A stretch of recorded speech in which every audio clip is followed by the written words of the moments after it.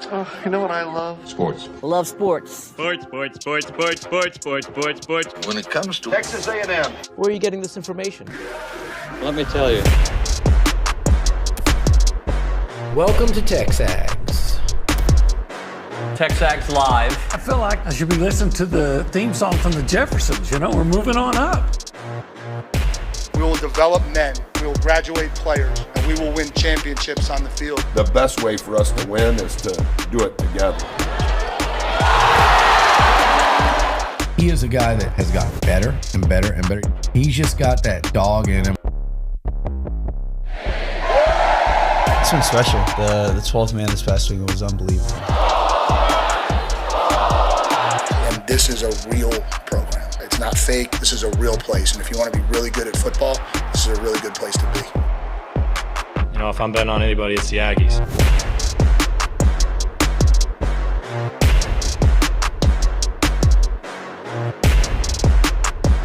Buchanan, Nuño, we've made it to Denver, buddy.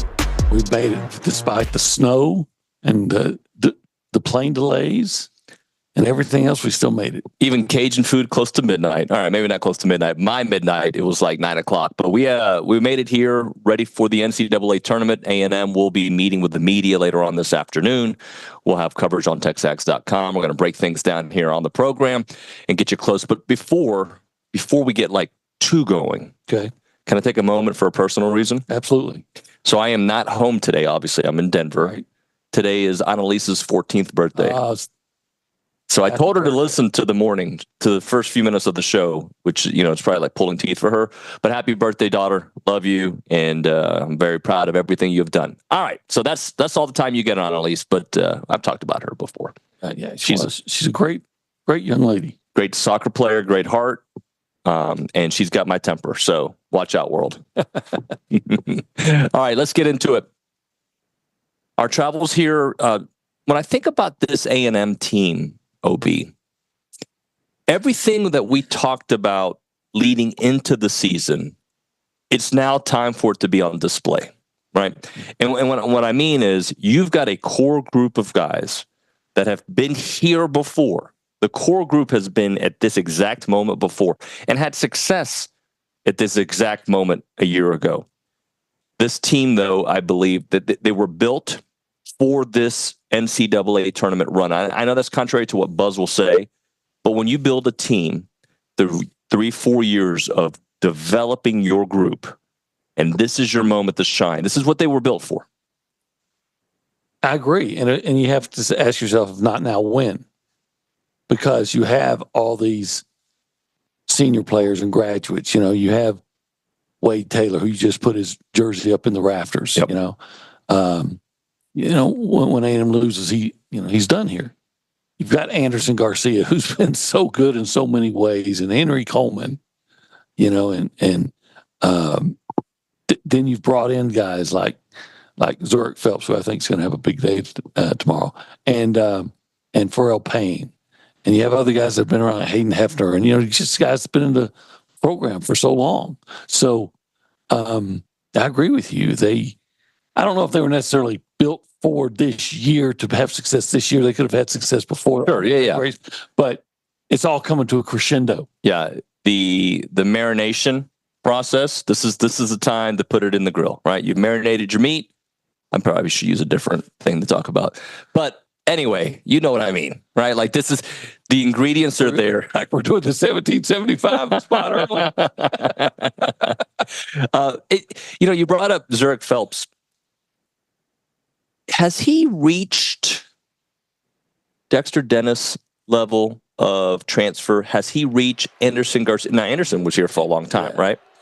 But like Dexter was here for one season. And I feel like by this point, he had etched his name in a special place in our hearts. And I feel like Zurich has had his moments as well. But really to cement that 1 year at A&M kind of vibe, I think a lot will be determined tomorrow, hopefully Saturday and beyond. Yeah, I think Dexter was more consistent than Zurich has been. But if there's ever a moment to make your mark, it's in the NCAA tournament. But, and I'm maybe getting ahead of ourselves here, but when I look at Zurich, and I've seen how fast he is on the drive. But let's face it, some of the the athleticism, the height, the length, all those things in the SEC, especially this year, probably been greater than it's seen in the past. And guys are able to keep up with him a little more or react to him a little bit better. He's so fast on the drive. I've got to believe that he's going to be able to capitalize on that speed against Yale. Yeah, I think so as well. But I think for him to have his name etched in a little different category, I think this week will go a long way. And Dex was great. I know that they were disappointed in the Penn State game, but I just think when you think about his moments throughout the year, and if it wasn't for Zurich, I don't know if they're in this position early on because he had to carry them. He did. Go back to that game against Oklahoma where he was spectacular, and he's had other games where he's been really good. Now he struggled against Texas. I think 3 of 19. I don't expect to see that anymore, but I just think the matchup is good for him. Yeah, I agree. I agree too. I agree. What about C.J. Wilcher? Because I think his story is interesting, OB, when we talk about transfers, in the fact that I had a lot of expectations for him. Then he wasn't really in the lineup. And now we're seeing him a little bit more as a weapon, and he's been a very effective weapon. He has, and there are times when, you scratch your head and you see somebody take a ton of shots and miss them, and then you see CJ take just 2 or 3. Right. And if he takes 3 shots, 2 of them are probably going to be made 3-pointers. Yeah. I think we all like to see more from him because of the offense that he provides. Now, he might be, I don't want to call it a liability. He might have some problems on the defensive end. I remember a guy at Oklahoma being able to get by pretty consistently, but he can make up for it on the offensive end. And maybe in certain games, the defensive matchups even is it better for him. Obi, yesterday on the show it was kind of towards the end, so we didn't get to really talk about it quite a bit. But I want to bring you on to I don't have the exact quote in front of me. Maybe Kaylee can find it at the Angry Elephant Houston Social Center. But it was from Greg Sankey talking about being the villain, right? And I forget how it was phrased, but maybe the SEC can move away from being the villain. And I think the villain is actually an endorsement from the public of how great you are. Because when you're the villain, you're Nick Saban. When you're the villain, you are the top dog that people are sick of seeing in that spot. And that's why they cheer for the Big Ten to have a national championship back-to-back years. Because, hey, it's not the SEC. What have you guys done? I think it's and you look at all the other sports. Basketball with 14 teams. Softball's dominating. Baseball, we'll get into A&M's win in a little bit last night over Corpus Christi. But I think it's actually, hey, this is because of what we've done, the good that we've done, the domination. That's why we're the villain. Absolutely. You watch all the movies and TV shows, the villain is never the underdog. The villain is the guy that terrorizes others, the guy or the empire. Yeah. You're the Star Wars guy. Everybody hates Darth Vader because he's in charge. But we love Darth Vader at the same time. So he's a good dad. He's Luke's father, but a Russian Vader. Who would have thought? But you said Russian Vader, not invader. No. Okay. So we'll play it, sir. But yes, they the people hate you in athletics when you're successful. And they get tired of it. And it doesn't help that the SEC and their fan base are going to remind you.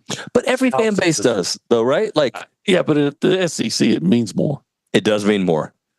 Patriots. I remember, I've said this on the air many times, when they were dominating, and the Texans played them a couple times in the playoffs, just the arrogance of the media. Maybe I think they played them once in the playoffs a couple times throughout the years. But the arrogance of their media, of their fan base. The Astros. Hey, I was a part of it. There was a little bit of an arrogance during the run, and we got smacked around, and then we came right back and did some good things. But when there is success, there is an arrogance. And you talking about when the Rangers smacked them around? The Rangers did, and I gave them their props. I played it. What happened the next year? The Rangers went back to being the Rangers, and they weren't the villain anymore. No, they weren't. They've never been the villain. No, because they're never good. And they were lovable the year that they won. Right, the Cubs. Why did people love the Cubs for you? Because they went 1,000 years without winning a World Series. Lovable losers. Yes. I would rather be a hated winner than the lovable loser, and everybody else would too. And that's what the SEC is. Yeah. So what about a very well-regarded winner? I like him. He can win. He can keep winning. Who's somebody that's never keep if you keep winning? Who's a guy that has won at a high level that people keep rooting for? Or a girl? Well, I mean, everybody has their fans. No, but you know what I'm saying? Like the public's like people were anti-Tiger when he was dominating, right? There was a faction that was all Tiger and a faction Jack Nicklaus. Jack is beloved. Everybody loved him all the time. That was in the 1800s before there was electricity, but correct. I'm kidding. Trying to think of the Bulls. See, I loved the Bulls during their run. I wanted them to lose to the Rockets, but I loved the Bulls, what they stood for. Did you hate the Warriors during their run? Not at first, but later. Yeah. Yeah, at first, of course, it was, hey, great. You know, this is a franchise that's been down for a long time, and now they're winning a championship, and Steph Curry seemed like a good guy. And yeah. Later, he still seems like a good guy. And he starts pushing his politics and all of these things, and then complains. And then they keep winning, and you throw in the Draymond Green thing. And that's the why I love them. But not everybody else does. So they became pretty quickly. They went from being, hey, we're glad you won to, all right, that's enough of you. Well, this is where we'll lose part of our audience. The soccer club that I root for, people hate them. You know why? Because they win. Because we freaking win, baby. I almost said the other word. We win. Yeah. I wish everybody would start hating the Aggies. I think they do. That's the interesting part. I don't think so. You don't think so? No. I think the people wanted to hate on the Aggies, I'm talking football, when they got the best class of all time. They could not wait for an opportunity to hate on the Aggies at that point. Yeah, it made them mad because a team was at least winning in recruiting, and that was upsetting the apple cart. And it's an example of what you say. When you're winning, when you're doing things that keeps other people from celebrating their team, you become, the villain. You know, the celebration, if the SEC does not get a national championship / couple of teams into the Final Four, the people will be celebrating how, another really good season. The best conference of all time. It's funny how Luke has kind of changed his tone on that. Not on the conference, about Auburn. So now he's changed it so much that he's going to start saying they're the greatest team again when they win it all. I think Auburn's really good. I do too. I mean, really good, like national championship good. Even though I'm not going to pick them to win the national championship. But you know what happened? A couple of weeks ago, I believe we both were on the same page. We were both talking about Florida winning it all, and now everybody's picking Florida, so it makes me not want to pick Florida. I think Luke can attest. I think it was Luke I was having the conversation with. I was on Florida back in like December. I think it was Luke and I were having a conversation. The team that I really looks good to me, I think, is dangerous is Florida. And I think it was Luke who said, well, why Florida? And then it must have been maybe in January, because then they promptly got spanked by Tennessee. Oh, yeah. But, the length and the guys that they can shoot like Walter Clayton, and they're good. By the way, people have been listening to this show now for 13 minutes or so. We're in a different situation setting. Like, they don't probably know what they're listening to, so we should tell them. Well, they're listening to TexAgs Live. Yeah. We're presented by David Gardner's Jewelers. We are. We're in the Rollo Insurance Studio on the road. It follows us. It does follow. And I want you to take a look at this. Look how good this studio looks. Like, look at what we did in 9.2 minutes or 2 hours. I know. There's a banner. There's lighting. There's a casting couch. It's great. Well, I hope it's not a casting couch, but I didn't know what that meant. Sorry. Anyway, it's the Go Hour presented by the Warehouse at CC. It's a sofa. So far, so good.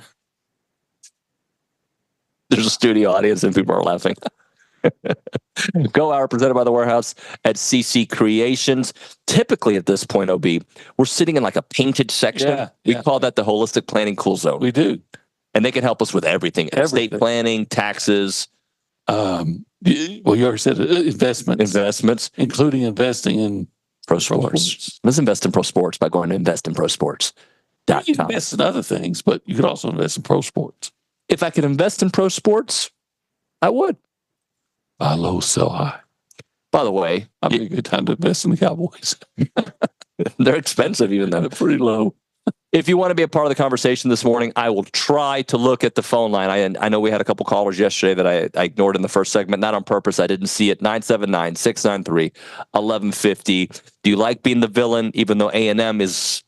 It's hard to celebrate being the villain until you do something big in one of the big three. Well, you're not the villain until you do. Right. At the conferences. So if you want to be a part of the conversation, call us up on the Buppy's Catering Hotline, 979-693-1150. Let's go around the room. Let's say hi to the people.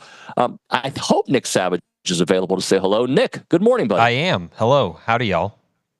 Howdy, Nick. How are you? I'm good. I don't think A&M is a villain. I kind of agree with OB in that term. I just think right now, just with the state of, or the latest trends with A&M athletics, I think it's kind of popular to poke fun at A&M right now. So I don't think we're the villain. I just think it's a good line of joke. Yeah, it's a joke at the moment. But I mean, a couple wins in the NCAA tournament, a SEC baseball series win turns things around really quickly. I tell you one thing, they can't joke about Aggie softball. Trisha Ford, that team is rolling right now. Yeah, they are rolling. We're going to have Trisha Ford on the program a little bit later today. Kay Nagley will be with us for that interview. She's here hanging out. And I feel bad for Kay. Well, I have several reasons to, but what exactly is on your mind? Kay's got like built-in bodyguards and like dad advice following her around everywhere she goes. Like I'm poking questions. And I might report back to her dad, Steve, who's my buddy. I'm watching out for her like she's our daughter. You know, that's like felt weird. Like she's a daughter. Okay, not our daughter. That would have been different. Yeah. You know what I mean? Yeah, that's biologically impossible, but moving on. Okay. Anywho, I feel bad for her because like everything I felt like usually at work with Kay, it's like work relationship. But yesterday I felt like I was talking to Annalise or Isla, like hey, stay close to us when we cross the street. Like that's what she's a grown woman. And she wasn't close to us. She was like, it looked like she was trying to run away from us. She was on a roll.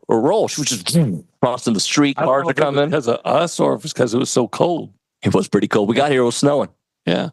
All right, let's go to the Angry Elephant News and Social Center. Aggies gather at the Angry Elephant. Kaylee Dreyer's there. Kaylee, good morning. Good morning. How are y'all? Pretty good. Yeah, now. Pretty good. We're nice and warm. Can I brag about something? Yeah. I didn't get jet lag for the first time in forever. Well, you get jet lag on a 2-hour flight? I do. Oh. I always feel weird when I travel somewhere. I just don't feel like myself. You know what I did? What? Very proud of myself. What'd you do? Loaded up on vitamin C and vitamin D. Kaylee, do you care about this conversation? I just went to sleep. Of course I do. By the way, did you get jet lag going to Nashville last week? No, I didn't. Hungover. What? Sorry, what? Oh my gosh. Just kidding, Kaylee. Talk to us. So last night, as we said, Aggie baseball beat Texas A&M Corpus Christi 17-7, needing only 7 innings to do that. They tallied 13 hits, scored 6 runs in the first, 3 in the third, 4 in the fourth, and 4 more in the seventh. And Bear Harrison had a standout game last night, going 2 for 3 and tallying his first home run as an Aggie. Yeah, that was great. We weren't able to watch the game. We were getting updates on Twitter, seeing Richard and TexAgs' updates. So it was good to see a victory. Look, I want to see it against SEC play, but I'll gladly take it the way the team has played. Well, you're going to take any win, you know. And you're always hoping that, okay, this is the win that's going to be the first step in a long winning streak. But you're right; it has to get done in the SEC play before it really matters. So Jace Lavalette yesterday, 4 for 6, 2 RBIs, career tying 4 hits. So good for Jace. Hopefully we can get him rolling. And Terrence Keel the second, 2 for 3. He leads the team with 8 multi-hit games. It's been good. It's been really good. Heck of a freshman find. Yep. Kaylee, anything else?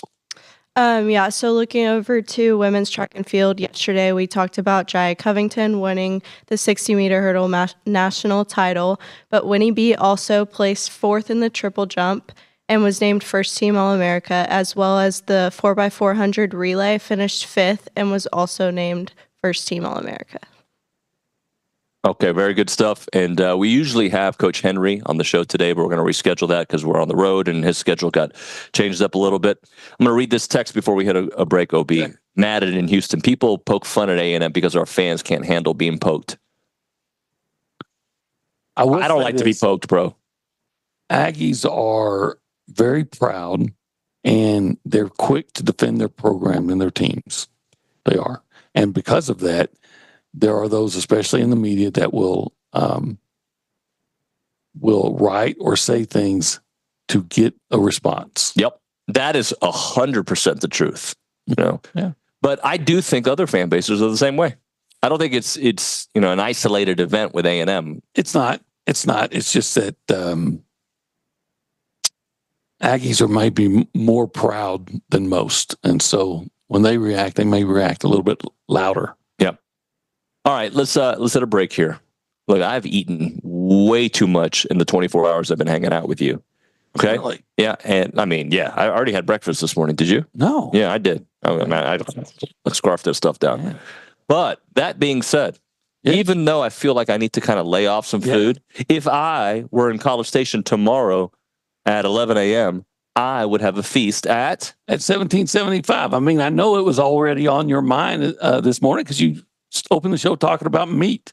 And when you're talking about meat, you're talking 1775, where you can get the succulent brisket and the jalapeno cheese sausage and those great pork ribs and the turkey. You even have pulled pork. And, of course, you got to have something to go with it. You need a sidekick for all that. Yeah. What's the ultimate sidekick? Well, for me, it is the queso mac and cheese. Ultimate sidekick for everybody, I guarantee you. Yesterday, our friend Kay may have had some macaroni and cheese, and it looked delicious, by the way. It just made me wonder what it would be like at 1775. Well, if it doesn't matter how good it is, that at 1775 it'd be better. That queso mac and cheese. You know what? That queso mac and cheese is the villain.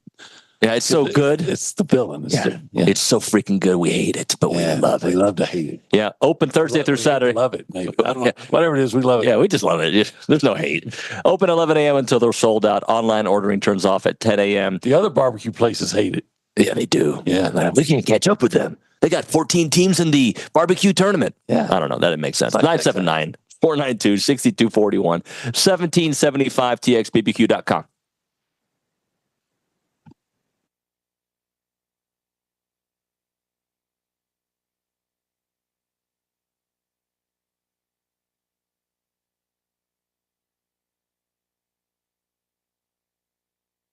What's up, TexAgs? This commercial break is brought to you by my good friends over at Aggieland Chevrolet, the official automotive sponsor of TexAgs.com and me, Billy Lucci.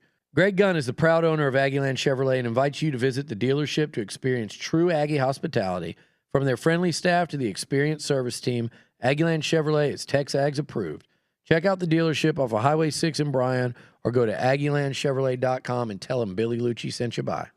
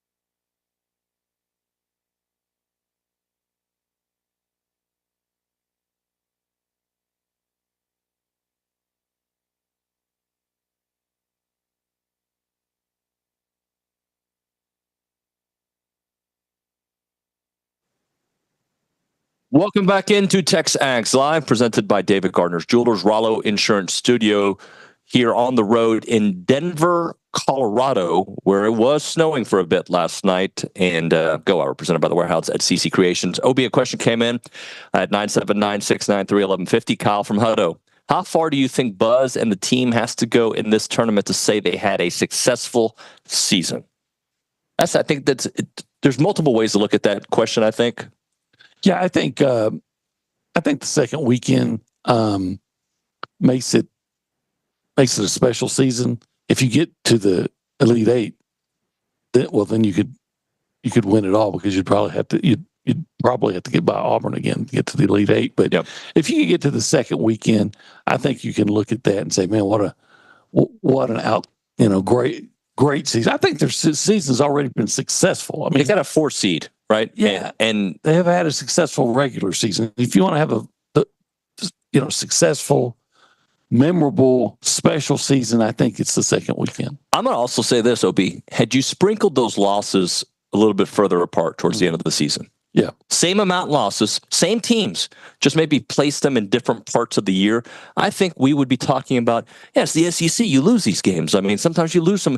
But the fact, and I know many teams had to go through the same thing. It's not an isolated thing for A&M. But the fact that they lost those games, OB, so close to each other in 5 of 7, that's why I think the mood around this is like, is it really a good season when you kind of stumble into the NCAA tournament? Yeah, for the great work you did early. Well, yeah, I think that's the reason they're a 4 seed. Now, if you had won, say, the game against the 2 games against Texas that you let get away and another one along the way, and we're a 2 seed, that would be even better, right? Yeah. But if you don't get to the second weekend of the tournament, that would be even a bigger disappointment. So I think that for this to be in everybody's minds, not just some, but in everybody's minds, for this to be a complete success, that the Aggies have to get at least to the second weekend. What would be considered an unsuccessful season? Is there anything they could do if they lost tomorrow? Would it be an unsuccessful season? I don't know, because you're in the tournament, and historically, let's face it, A&M doesn't go to the tournament that often. This is the 3rd year in a row, so they're getting used to that. But I think we're talking about the difference in measuring success. I'm successful. I'm not Hunter Goodwin successful. Right. I'm not even David Nuño successful. Yeah, so I'm not Steve Nagley successful.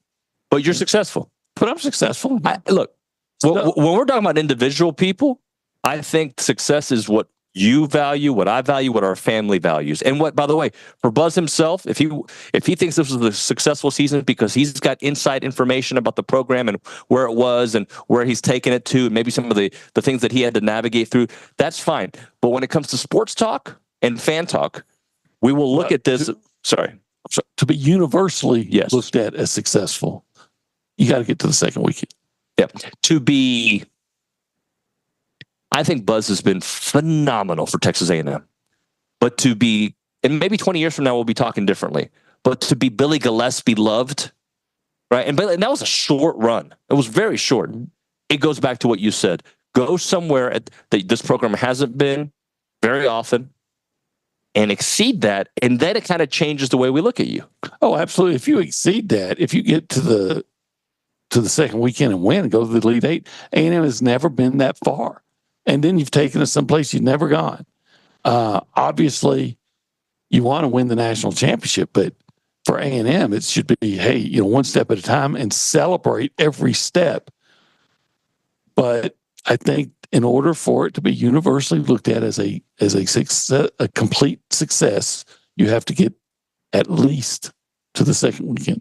I mean, you're going to win 2 games here in Denver. I was going to read this. I was going to have Kaylee Dreyer read this text at the Angry Elephant News and Social Center, but I'm going to read it because I'm going to just kind of clean it up a little bit. Okay.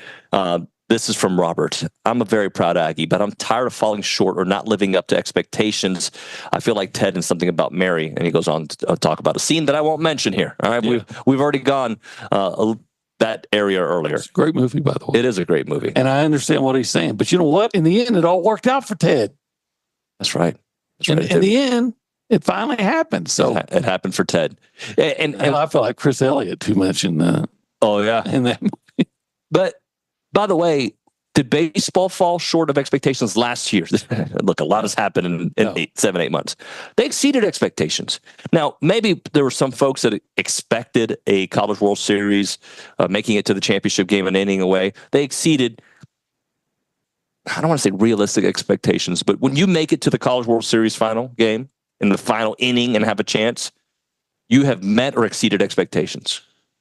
Yeah, I mean, unless their only expectation is to win the national championship and nothing else, like when you're an Alabama football fan. But I think you have to have done it consistently like Alabama did before you can say it's only a championship or it's a failure. Right. For A&M football, 2020, which is a long time ago now, like a long time ago, they probably exceeded expectations that we had for them that season. The problem is, it's not just exceeding expectation once, it's the sustainability of exceeding expectations.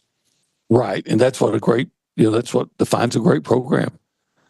Anybody can come up and have a good year or two here and there. And I think that's what A&M is striving for in all sports and what they should be in all sports. And quite frankly, I understand, the texture. Yep. I'm tired of being let down. And maybe this is a weekend where the A&M doesn't let their fans down. I'm tired of it being such a plot twist, right? Like such a plot twist. Best recruiting class of all time. They just had they went 8-4, but we know that a year prior they should have been in the playoffs, and their quarterback doesn't get hurt. They're there to a 5-7 season. Right? Like the plot twist of baseball. You get to knocking on the door of a national championship, your coach goes to the rival. This huge plot twist. That's what I'm sick of seeing. You get to November, 7-1. Yeah, we're here. We got a chance. We even got a chance the last week of the regular season with all the plot twists.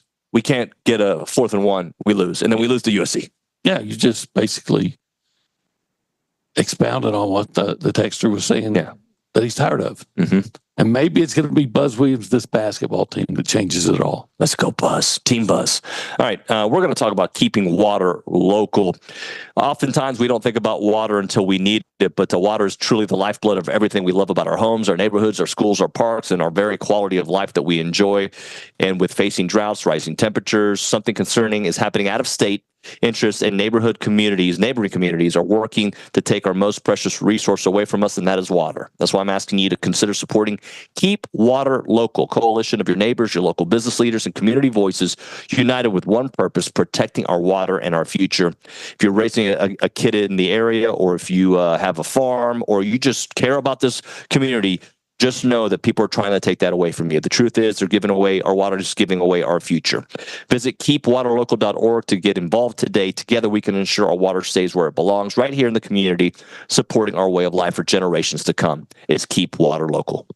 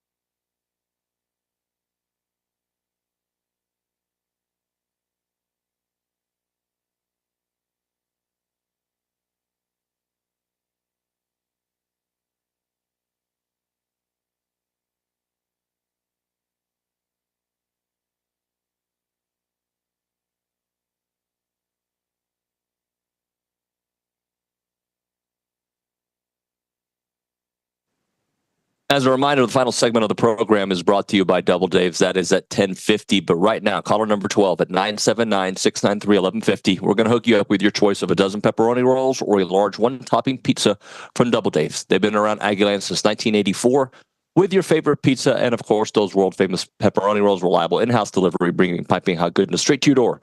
Just click on doubledaves.com and your favorites are on their way. David Nuño, Olin Buchanan on the road in Denver for the NCAA Tournament. Aggies take on a very good Yale team tomorrow at, is it, what, 6:25? 6:25. 6:25 Central Time. And let's go back to the studio, the mothership, because that's where we find Tom Schuberth. And I'm going to brag on Tom because Tom, and I think you were on board with this, had us beating Auburn before. A&M beat Auburn. I was not on board. Okay. Tom was. And he's also on board with this being a good draw for Texas A&M, this whole side of the bracket. So let's talk to Tom Schuberth, who's in the studio.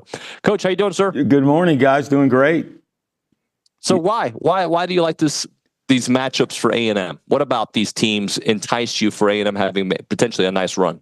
Well, if it wasn't Texas A&M, I would hate the draw. And then what I mean by that, Yale is probably a nightmare for 75% of the teams in the NCAA tournament because they've been 3 out of the last 4 years to the tournament, back-to-back. They beat Auburn last year.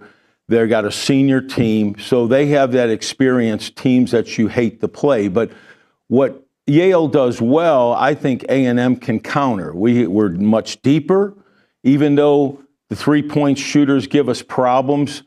Yale really doesn't take that many threes, David. They only shoot about less than 33% of their shots are from the three-point line. They shoot a high percentage, so I think we can, stop that. And then also, even though they out-rebound their opponents, they haven't done a great job on the boards when they played teams like A&M. So I think we can disrupt their offense, which is what our strength is, and then we can beat them on the offensive boards if we don't shoot the ball well. And that's why I think we'll get by Yale. If we weren't good at those things, I would be scared to death to play Yale because those are the teams that typically make that long run. 3 out of the last 4 years they have all seniors. They've been there. And they've actually played a tough schedule for an Ivy League school. As you know, the Ivy League schools don't play as many games, but they did play 2 Big Ten teams, and they played them both tough. So in Purdue and also it was somebody else. Minnesota, yeah. So they've got the experience, and I know they'll be coming in with confidence, but I just like our matchup. I don't know if I explained that like I really wanted to, but I love the matchup against Yale. Well, Tom, you talked about how A&M can, disrupt what Yale wants to do. So what can A&M do when they have the basketball to be successful? What's the matchups that you like for A&M in terms of what you think maybe they may be able to exploit some things about Yale? Well, again, I think we got an offensive rebound. I never worry about field goal percentage with the Aggies because you don't know what you're going to get and with the shot selection. But if we continue to dominate the boards, then we have a chance every night. And that's where I think they're going to, continue to shoot and rebound until they get balls in the basket. So that's where I think we have. If we don't offensive rebound and we don't shoot a high percentage, then we're probably going to lose the ball game. But I just think we're that good, that deep, and that determined, and I feel really good about it. Now the next matchup, you don't even know who you're going to play in, whether it's Michigan or UC San Diego. If you ask me in my bracket, I'm going to pick Michigan. On my third or fourth bracket, I'll probably pick San Diego. But I think coaches that are prepared and they've been in the tournament, and I really believe this. You really don't look to the second game because in the third game and the fourth game because you don't know what's going to happen. So you focus on game one, and I think we'll be prepared, get to that second game, and then that's gravy after that. Is there an individual for A&M that you would look at and say, okay, this guy, other than Wade, of course, that's one of those that's obvious, but other than Wade, is there an individual that you think, okay, in this game they could really have a big game? Well, I know you guys are inside play. Payne, I think if he can get in there and dominate the boards, Yale rebounds the ball well, but again, half their games or more are in the Ivy League, so there's not a lot of size and physicality. but I think they've got to dominate the boards, and that's where I think our inside play. But, just when you think one of our post players are going to have a huge game or be dominant, the other guy steps up. So, you can go with Henry, you can go with Washington, obviously Garcia. I mean, there's so many weapons, and that's why I think, everybody's saying, wow, A&M got a bad matchup. Quite honestly, Yale got a bad matchup. I mean, they're the ones that need to be worried, because they probably thought this is our chance to make a run. Senior team, back-to-back, beat an SEC team last year, and then they got probably the worst draw they could possibly get because, in my opinion, A&M doesn't ever overlook their opponents. They're always prepared. They do a great job of scouting, and that's Buzz's strength. He's not going to ever miss a beat when it comes to an opponent, and so that's why I really like this matchup. But, I've been wrong more than half the time, so we'll see. Tom, offensively, what do they do? Because you mentioned 33% of their shots come from the three. So how do they get their offense going? And if you were, I got a follow up to that. So you answer that first.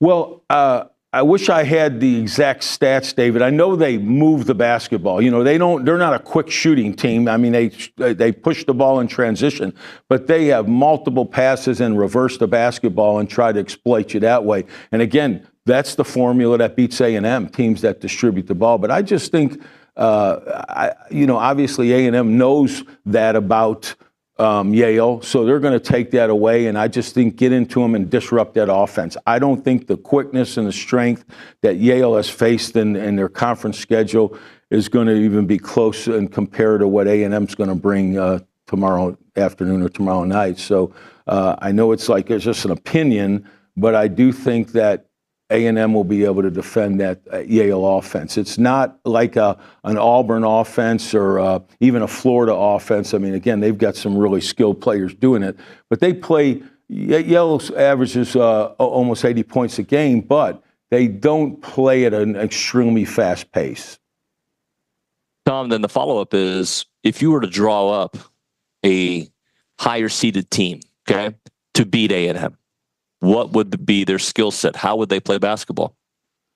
I probably contradicted myself here. I probably Yale. Did you see what I did there? Yeah, you did. You did a great Yale with better athletes. Does that make sense? Okay. I mean, I never fear, and I don't know how you guys think about it. I never fear when we play a team where we're much more athletic, because the teams where they're really more athletic than their opponent, when they don't show up, that's when you usually get beat. But I've never feared that A&M's not going to show up, whether it's an SEC game, a non-conference game, or a tournament game. They're going to be prepared and ready. Now, we haven't always had our best outings, obviously, and we've kind of sleepwalked in 5 or 10 minute stretches during games. But with all that's at stake, the experience that A&M has, Yale's been 3 of the last 4 years. A&M even has been the last 3 years. So it's 2 experienced teams. I don't know if the committee did this on purpose and put Yale against A&M. It's interesting how they come up with some of the matchups. But I do think A&M's going to win. However, you see a lot of these, quote, experts, and a lot of people are picking Yale to upset A&M. That's one of the most popular things I've seen so far. We got about a minute left. Obi, last question. What's your Final Four, Tom?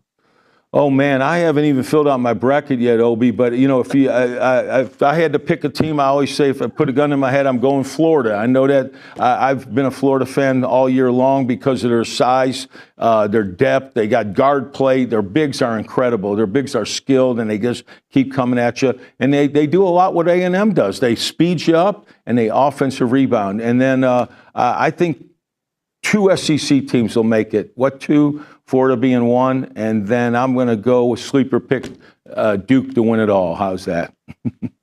Good stuff there, Tom. Appreciate your time, brother. We'll talk. Hey, you're going to come to Denver tomorrow, right? I am leaving tomorrow. Coming with Randy French, a big fan and supporter of A&M athletics. So we're coming out watching the ball game. We're looking forward to it, and we're planning on staying all the way to Saturday. So they better beat Yale. So maybe we'll have you stop by the hotel and do a hit on Friday. How does that sound? Sounds perfect. Thank you, Tom. Appreciate you, buddy. Thank you. Tom Schuberth, the coach, breaking it all down here on TexAgs Live. We'll hit a break. We'll have a short segment on the other side. Let's talk about our partners at Bird Dog, Aggie-owned and operated company creating access to hunting opportunities. If you thought about hunting, that was me a while back, and now I'm a seasoned hunter. I go to the meetings. They know who I am when I go up there. Hey, David. But if you are interested in becoming a hunter, or if you're already a seasoned hunter, let Bird Dog set up a great hunt experience for you. They're an Airbnb for hunting experiences, and they work both ways. They take care of the hunters and also the landowners. If you're a landowner, you want people to come and hunt on your land to make more money, pow, they got you. If you also say, you know what, I don't really want people hunting on my land, but I'd like to make more money, they've got you as well, because they'll find you those tax benefits. Some of their clients are making an extra $100 to $500 per acre of land. That's what they do there, Jonathan Lusk and his team at Bird Dog. Remember Bird Dog for all your full-service hunting experiences, and for you landowners, let them help you make money on your ranch. The website, birddogit.com, birddogit.com. Check it out.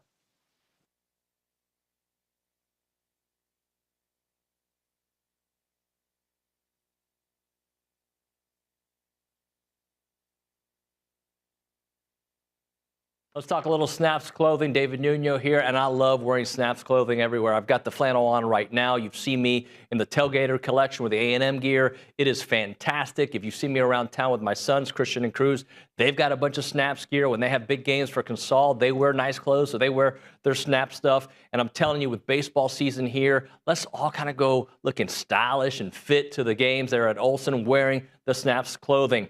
As a reminder, they are the only official licensed Texas A&M Pearl Snaps maker out there. Their Tailgater collection is built for game day with breathable, moisture-wicking fabrics to keep you comfortable while you rep your Aggies in style. Now, whether you're watching the game from home or maybe you're in attendance, you're tailgating, whatever it may be, you got to make sure you head to snapsclothing.com to see everything they have to offer. It is fashionable, it is awesome, and you're going to love it.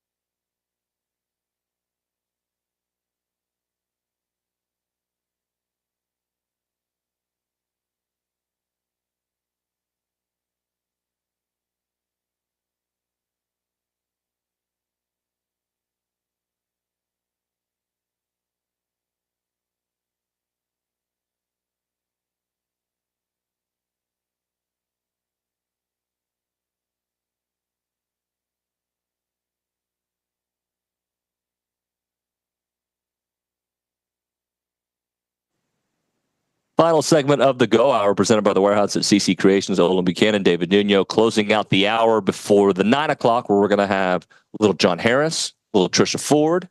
I think Luke's going to pop in for a few minutes. He'll come back around at 10:30 because I want to close out the show with more basketball talk. We'll have Jason Howell. He's good. Yeah, he is. Jason Howell's very good. And we'll have Kendall Rogers for a few He has minutes. some good news for us. It's not been fun recently. No. Anywho, when we talk, why do I say anywho? I don't know. I've said it a lot I don't say it in real life. Why do I say it on the radio? I don't know. It bothers me.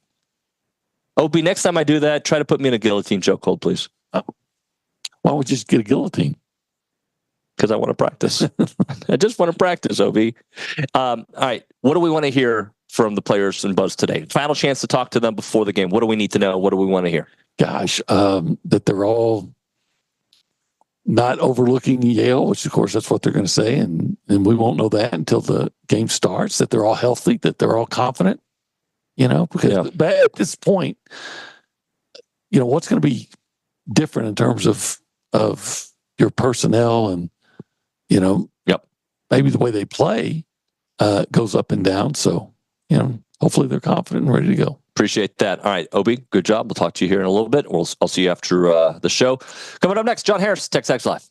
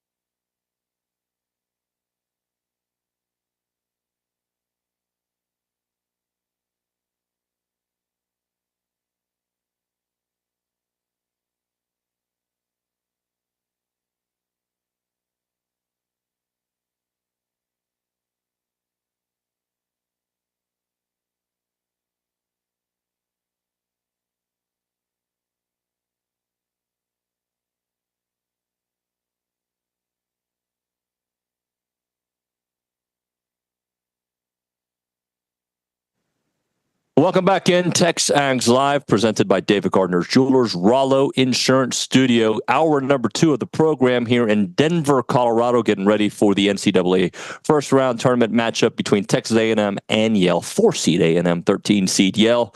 We'll talk about that. I'm sure John Harris has got an opinion on the college basketball tournament, NCAA tournament, and, of course, he's got a lot of football takes. We go to the Buppy's Catering Hotline.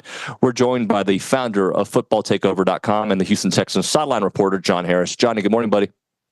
Good morning, David. How you doing, buddy? How did you sleep last night, by the way?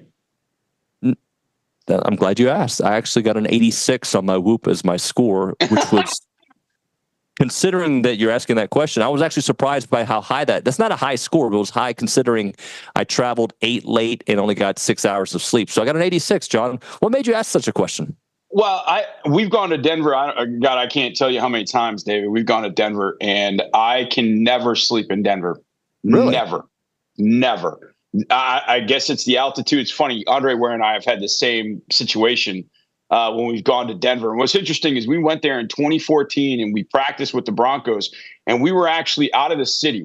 I can't remember where we were, but it was ridiculous. I mean, we were so completely away from the city, and I slept fine. We moved into the city to play the playoff game or play the preseason game, and it was miserable. I couldn't sleep at all. Absolutely at all. It was so tough. So that's why I asked, and I hope that I hope the Aggies sleep well. I hope Yale does not sleep well. I hope that A&M beats the hell out of Yale and does one for our Ivy League brethren. Yale knocked off my Brown Bears last year on a buzzer beater when we had a 7-point lead with like 30 seconds left and somehow blew it. And Yale ended up going to the tournament, beating Auburn. I don't want that to happen again to the Aggies. Johnny, you brought up the Denver trip in 2014. I was there with you. And a couple of stories that I've actually told one or two of them on the air before. But one of them is Von Miller. That was my first chance to interview Von. He was doing a podium, or not a podium. He was set up away from everybody, and there was a bunch of media around him. And I just went there with my microphone, ABC 13 at the time, and I was about to ask him a question, and he looked down at my ring, and he goes, "Gig 'em." And we had a little A&M exchange, which to me is so Von, right? Like, it was great to see that. That's part one. Do you remember part two of my embarrassing part of that trip? I should, but I don't. The hair. Yes, I You remember the hair? I do remember the hair. It was a talking point for sure in the Texas studio for a little bit. Oh my God, that hair. It was trending on social media, by the way, so much so that there was a management meeting. I think I haven't worked at Disney for a few years, so I hope I don't get in trouble for telling out some of the secrets. I've said this story before. For those who don't know, the Saturday before we left for Denver, the Texans were playing somebody in the preseason. Don't remember who. It was an earlier-ish game, and I went to go get a haircut. And I said I wanted high and tight, which, by the way, has been my haircut for many years. Forever, yeah. But it was when it was so high and tight that it looked like a little like white on the, like it was a little too bald in certain sections, right? Yeah. But that wasn't the bad part. The bad part was the guy who does my hair he cuts my hair. He still does it when I go to Houston, Chris. He didn't put product in my hair. And I had to rush to go do tailgating live hits. I'm only telling this story to show the embarrassment of what happened. So you can imagine Houston humidity, hair, no product in it. Sorry, guys, I wear product. And it kind of mushroomed, I don't know, what are those the little troll toys? Like my hair was popped up. It's super bald on the side. Oh, the troll toys. Yeah. And I didn't realize what had happened. Okay. And people started taking screenshots and taking pictures. And I remember this so much. Oh my God. Even John Granado, our good friend, texted me, "What the hell, bro? What are you doing?" I didn't know it was that bad. I'm very vain. I look in the mirror a lot, as you guys know. Not on this day. And I got a phone call from Don Cobos, hey, buddy, who was our assistant news director. "Hey, what's up with your hair?" There was so much conversation that they wanted me to put shoe polish around my head because it looked so bad. So I trimmed it super tight, so I looked like Army guy when I got to Denver. That's the hair story, Johnny. Yeah, I remember that because I remember It's funny when you get to know people and you have good friends. Everybody, looks to you like you should know exactly what your friend is doing, right? So I remember we were watching you, and I remember Mark Vandermeer looked at me and goes, "Johnny, what's David doing?" I'm like, "I don't know. I have no idea. It's not. I didn't plan that. I didn't do." He goes, "His hair looks terrible," and I was just remember laughing, just like, who cares? And then I was like, "Oh, on this TV, I get all that." And then I was like, "Man, what the hell did happen?" Yeah. So it was that's one I definitely remember laughing about. But I think it's funny because when you see somebody that is a friend of somebody, like, I don't know how many times people will like text me about something that Lance says, because Lance Zierlein and I are really good friends. Yep. They're like, "What the hell?" I'm sure that happens for like Raheel. Like when Raheel does something on social media, or he does something during a UFC broadcast, like I'm sure you get calls like, "Hey, what's Raheel doing?" It's just kind of the same thing. But I just remember like Mark looked at me like it was my fault that, you had walked in like you were being hazed, like you were a freshman, in the course, something like that. And you were being hazed before you went on, local television. But, that was 11 years ago. We learned our lessons. But yeah, that Denver trip, now that I think about it, was a fun trip. It was gorgeous. I just remember Andre getting in my head like, "Hey man, when we get to Denver, just be careful." And I was like, man, every time we go to Denver, I'm trying to think how many times we've been there, 14, 16, 18, 22. And I haven't slept at all. Like any of them. I wake up, it's just the altitude is weird. Cause I remember growing up, you used to hear about Akeem Olajuwon, the oxygen mask he used to have. And I was like, oh, that was me, man. I needed that at night to be able to sleep. So hopefully the Aggies got some sleep and they'll take care of business. Johnny, so much has happened with Texans free agency that I don't think we've spoken since Christian Kirk. But let's talk a little bit about that, because obviously Aggies are very interested, and it's I think a great addition to a team, and what his skill set has been and will continue being. It's easy to talk about because this is a guy that I kind of had highlighted that I'd seen the Jaguars were probably going to release him, and I thought, well, I think he'd be perfect for us. In the games that he had played against us, and obviously injuries the last 2 years have been a big factor for him, but the games the last 2 years against us, he killed us. I mean, we couldn't cover him man to man. He should have hurt us worse last year in the first matchup. The second matchup, I don't think he played, but the first matchup he did, and he destroyed us. And there were a couple times he should have destroyed us worse because he had us beat a couple times on deep balls, and Trevor just missed him.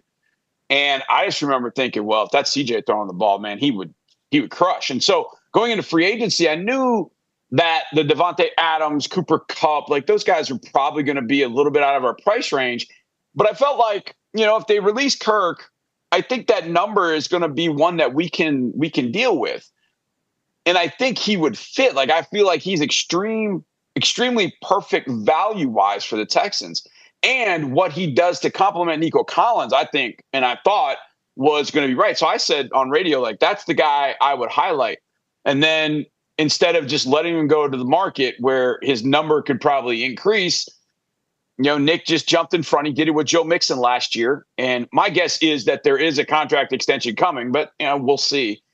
But he jumped to the front and said, look, we'll give you a 7th round. You guys are going to release him. We'll give you a 7th rounder, next year, and we'll take Kirk off your hands. And so it's a little surprising that it was in the division, but not too surprising because the Jags have a new GM and a new head coach, and they get a 7th round pick. It's a guy they weren't going to keep anyways. So, hey, we got a little something for something we were going to throw away.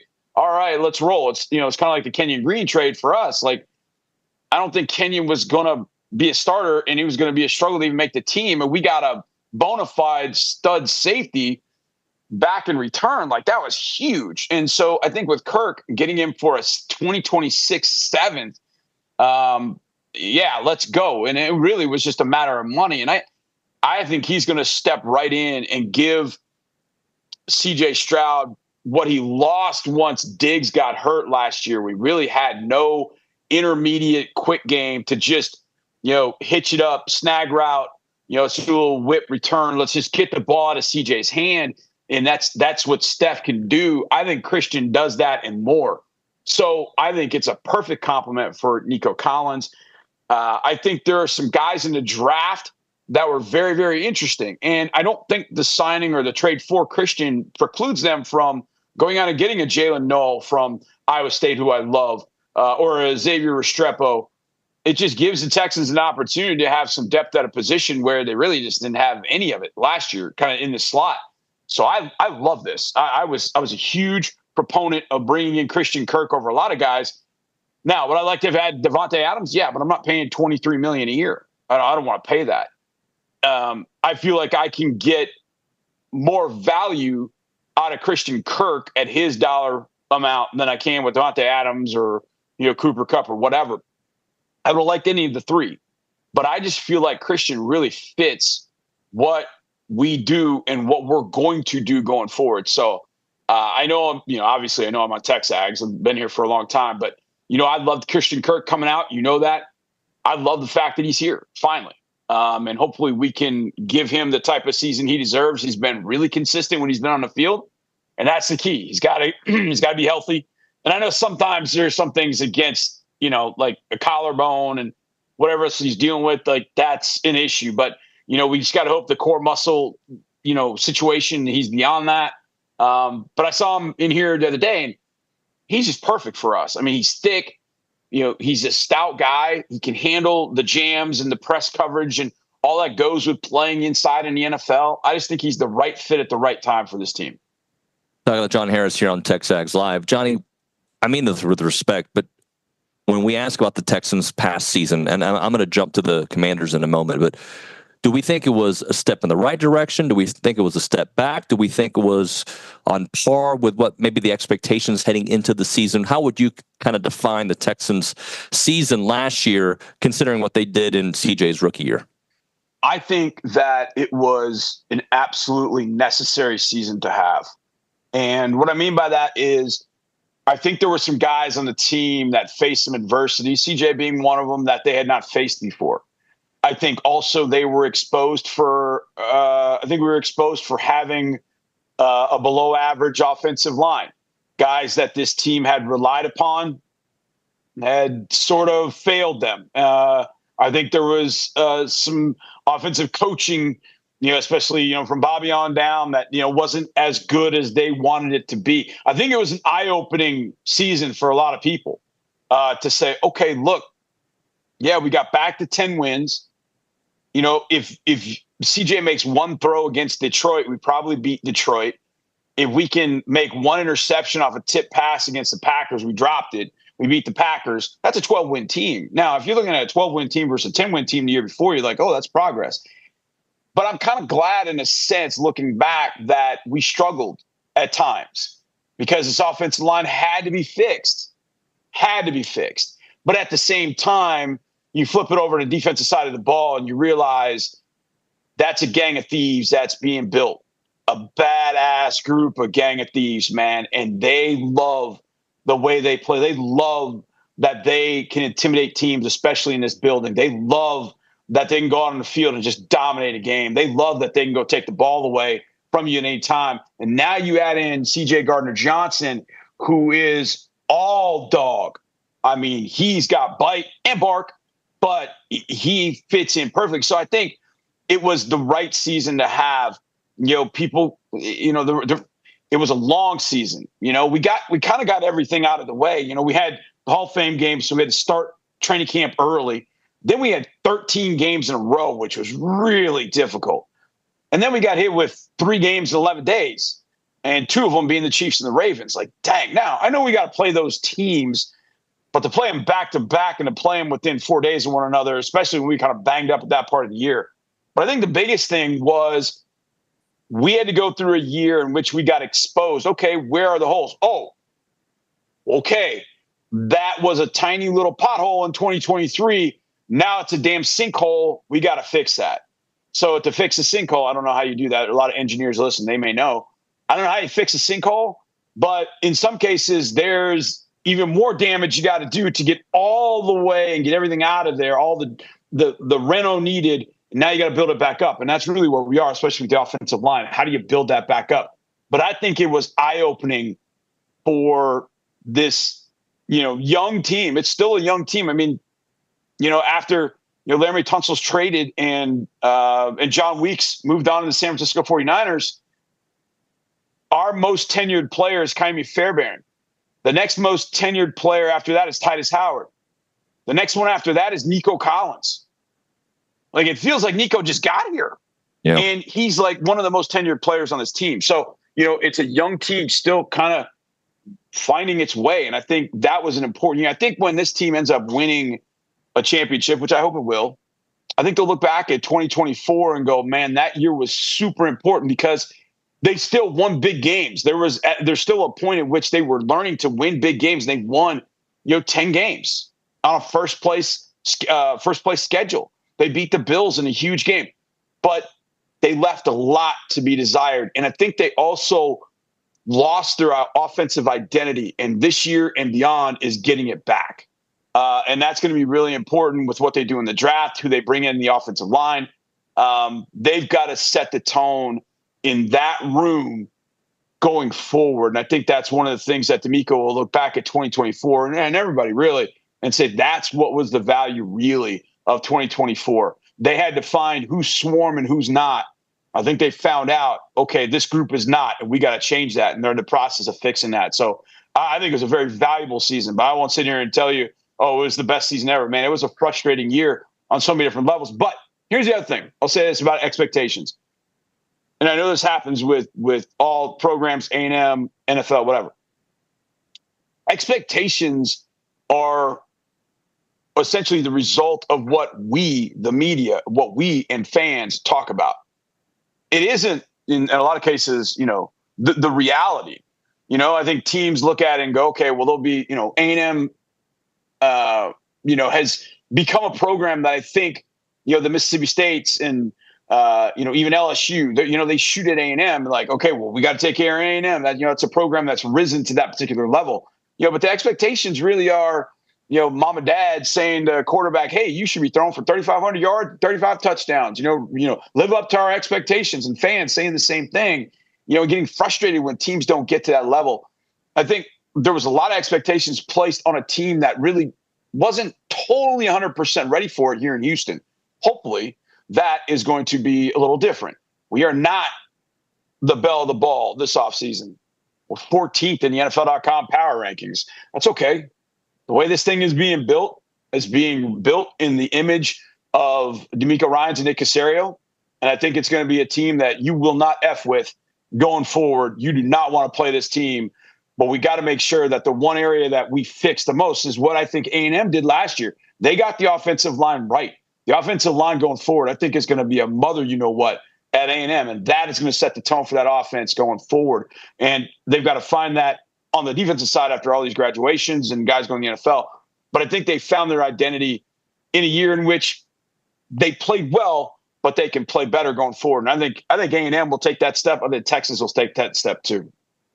Johnny, I asked that. We got about a minute and a half left, or a minute. So I asked that because I look at the way people are talking about the Commanders. We have a lot of Cowboy listeners, and they're worried about what happened with the Eagles, and obviously the Commanders rising up. And I wonder if the Commanders might, because they're adding players as well. Laramie Tunsil, obviously. Sorry, did I get the right word? He went to the Eagles. Sorry, no, he went to the Commanders. Commanders, right? Okay, you got it. Yep. Okay, so I'm wondering if the Commanders could see themselves in the same kind of situation where young quarterback who was so successful his rookie year, the team kind of surprises folks. The second year, maybe not back to reality, but kind of a reality check. Absolutely. I think you're dead on. And it's interesting listening to what CJ had to say in his second year. I think Commanders are going to find that. I think there are a couple things that work in the Commanders' favor, not to anger Cowboys fans. But number one, Dan Quinn. If anybody has had a retribution tour, it's Dan Quinn. Dan Quinn understands from 28-3 in the Super Bowl to getting fired, trying to work his way back with the Cowboys as defense coordinator to getting a job with Washington. He understands that, man, you don't rest on your laurels. You do not, you got to take a step. What he learned from that situation, I think, will help. Secondly, Cliff Kingsbury has also been there, done that. I think he's been through the fire with the Cardinals as head coach. He'd gone through it in college. I think that will help. The third one's going to be kind of a weird one, but I know him well, and that's Dylan Thompson. And Dylan Thompson is in charge of the player programs and all the things behind the scenes for the players that you never hear about. Now, Dylan was great for our young guys. Dylan had played at South Carolina, had a religious background. So, he was always working with our chaplain, but he was great for our players. when CJ won Offensive Player of the Year and was out in wherever that was for the Super Bowl, he mentioned Dylan like straight out, like, man, he was so helpful in his rookie year. We didn't have Dylan. Dylan went up to Washington, and you could start to see, and I remember saying to Mark Vandermeer during the year, like, hey, Dylan's had an impact. So I think those three individuals will help Washington, like, hey, let's stay on a straight and narrow. We're going to be good. Look at other teams. I think they'll help them through it. The other thing, though, for Washington is they don't have to play a first-place schedule. They're playing a second-place schedule, and I think that's going to help them going forward, too. But they'll take a little bit of a step back because it is tough to deal with the expectations in this league. And Jaden probably won't be as successful. But, look, I think the Cowboys will be okay. They'll be fine. As long as Dak is healthy, the Cowboys will be okay. They got to fix a few things. They got to get their house in order, really. But I think they'll be okay. I'm not too panicked because of what Washington has or hasn't done.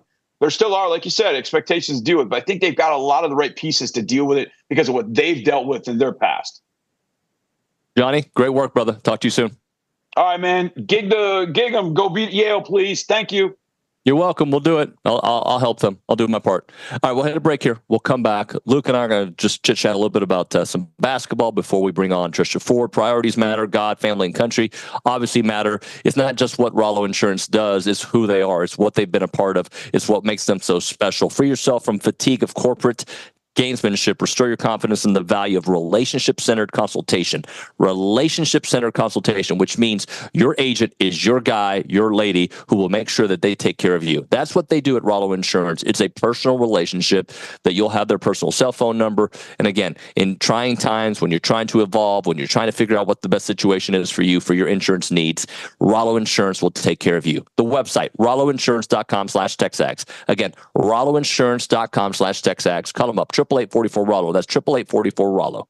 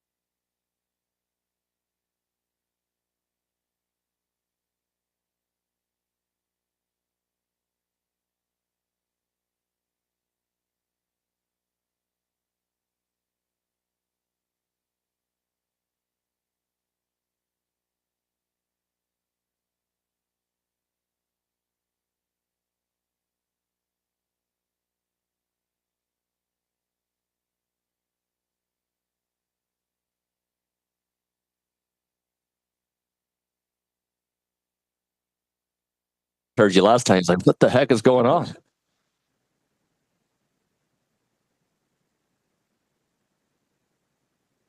Hey, y'all are back. David Nuño. Thank you, Nick Savage. Welcome back to TexAgs Live, presented by David Gardner's Jewelers Rollo Insurance Studio. In the 10 o'clock hour, we're going to bring Luke on for an extended segment to talk some hoops. But I wanted to, just before we talk to Coach Ford, ask you, did you hear Schuberth's segment? Yeah, a little bit. I loved what he said because it sounded like he was contradicting himself, but he wasn't. And I was going to kind of go a little bit deeper with you on that. He thought, and I can't say it as eloquently as Tom, but what Yale's good at doesn't necessarily work against A&M. And then I asked him, what is the kind of team that beats A&M? And he said, well, what Yale's good at. Yeah. But the difference was athletically and the volume of threes that they take, right? They don't take that many that will burn you. Right. Like, I think, what was it? 33% of their shots are from three. Right, but weren't they in the championship game, I think 9 of 13, something like that? 13 of 23. Okay, that's a lot of threes, actually, in that particular game. Yeah. I would assume it will be more like that, but I understand what he's saying is, sure, these other teams that A&M have played against aren't necessarily three-point shooting teams. Mm-hmm. They're three-point shooting. They got guys in the SEC that can hit threes, obviously, but it's more based on a scramble as opposed to an offensive identity. Yeah, and I think Yale, as any Ivy League team is, stereotypically, they are a very smart team, a smart collection of players, a smart collection of coaches. You would expect. Yeah. You got to be smart to go to Yale. So they take smart shots. They don't force anything. They don't play out of their own system. I think sometimes A&M is guilty of playing out of their system. And what I mean by that is in the first 10 seconds of the shot clock, taking the first look they get from three. And sometimes that works. Sure, Wade Taylor can have the green light to fire whenever he wants to, but that doesn't work for everyone on the team for every possession. And sometimes they get caught in those long scoring droughts, but a team like Yale doesn't. And there was this graphic that was put on Twitter yesterday. Yale leads the NCAA tournament teams in 10-0 runs, which are called kill shots per game. They average 1.04. So and A&M gets hit by several of those. Well, so you would think. Okay. You would think, but A&M only gives up a kill shot once every 4 games. They give up 0.27 a game. Okay, what I was going to say is it feels like they do. Yes. What they give up is minute droughts where you go 3, 4, 5, 6 minutes without really getting a bucket. Exactly, and that allows teams to get, and sometimes that stat can be misleading because how many times has A&M given up like an 8-0 run or a 9-0 run? But 10-0 is statistically significant. And the problem is A&M is 4th in kill shot margin, which is great. But you wouldn't think they go on as many kill shots as other opponents because they get like 0.85 per game. So pretty much averaging 1 per game, but it doesn't feel like that because their 10-0 runs take 4 and 5 minutes to matricate, not I love 1 that and 2 word. minutes. Matriculate's a fantastic That's SAT word right there. It's a word that I've used not often, but I use it. So I want to give, I don't know if you ever do this. Somebody has a really good original thought. You use it a couple times and you quote them, and then it kind of becomes your original thought. You know what I'm talking about? Yeah. Billy's the one who really said this first, and he's right. He loves the way Anderson Garcia recognizes the moment, and he'll take a couple of threes, and if he's not hitting, he stops. Yeah. And I wish more players on A&M's, I get Wade every once in a while on a fast break, heat check, but if it's not falling that night, I want most of the guys to be like, okay, Solo will sometimes he'll take a three and you're like, what? No. And then he'll make it, right? Yeah. And then you're like, all right, you're good for one more. Right. It's when it becomes 4 or 5 more that it becomes a problem. Talk about that for A&M against anybody. Yeah. Right? To me, it's against anybody. Shooting the threes, sure, but also in the flow of an offense when things are working as opposed to forcing the action. Yeah.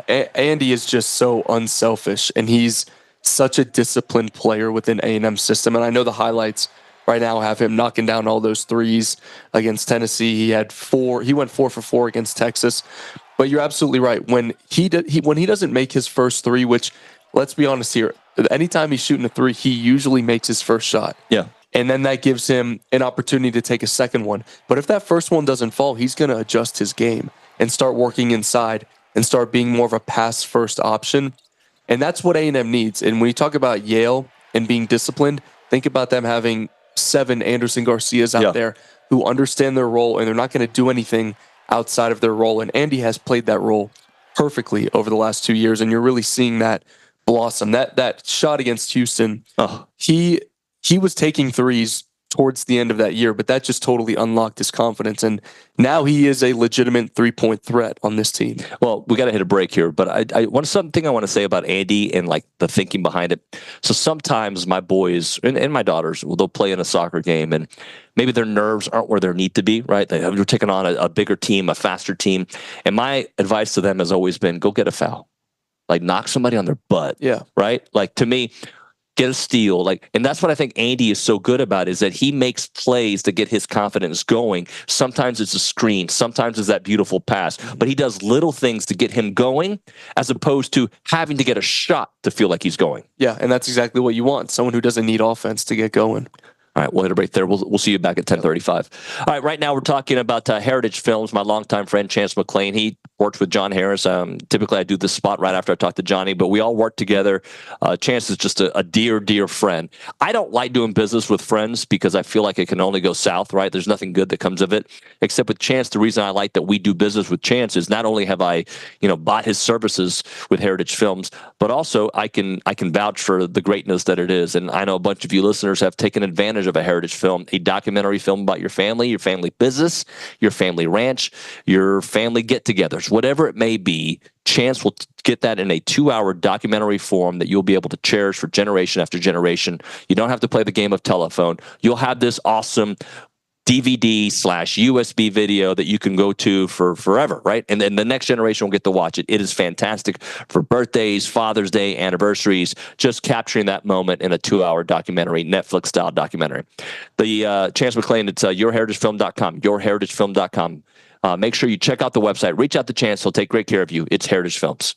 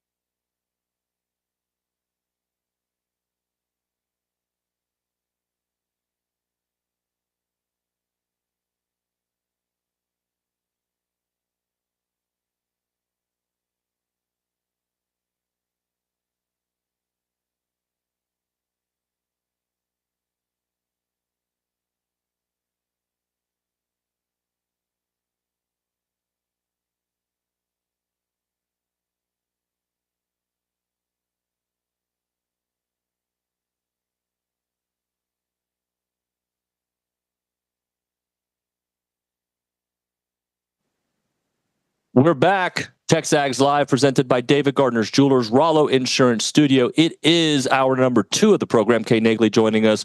She's our softball insider, breaking things down. And we go to the Buppy's Catering hotline. We've got Trisha Ford on the line. Coach Ford, we're usually in studio with you, but we're in Denver. What's up? I know we're breaking our normal weekly routine, but that's all right. You're there for good reason. Yeah, we're here for good reason. So this weekend I got to watch a little bit of you all, and I was so impressed with like I've been all season, honestly, since you arrived, Coach Ford. Your team is always so much fun to watch, and I thought this weekend was exciting for multiple reasons because we saw a little bit of everything. We saw dominant pitching. We saw your team be tested in that first game and have to get some resilience, especially after that first inning.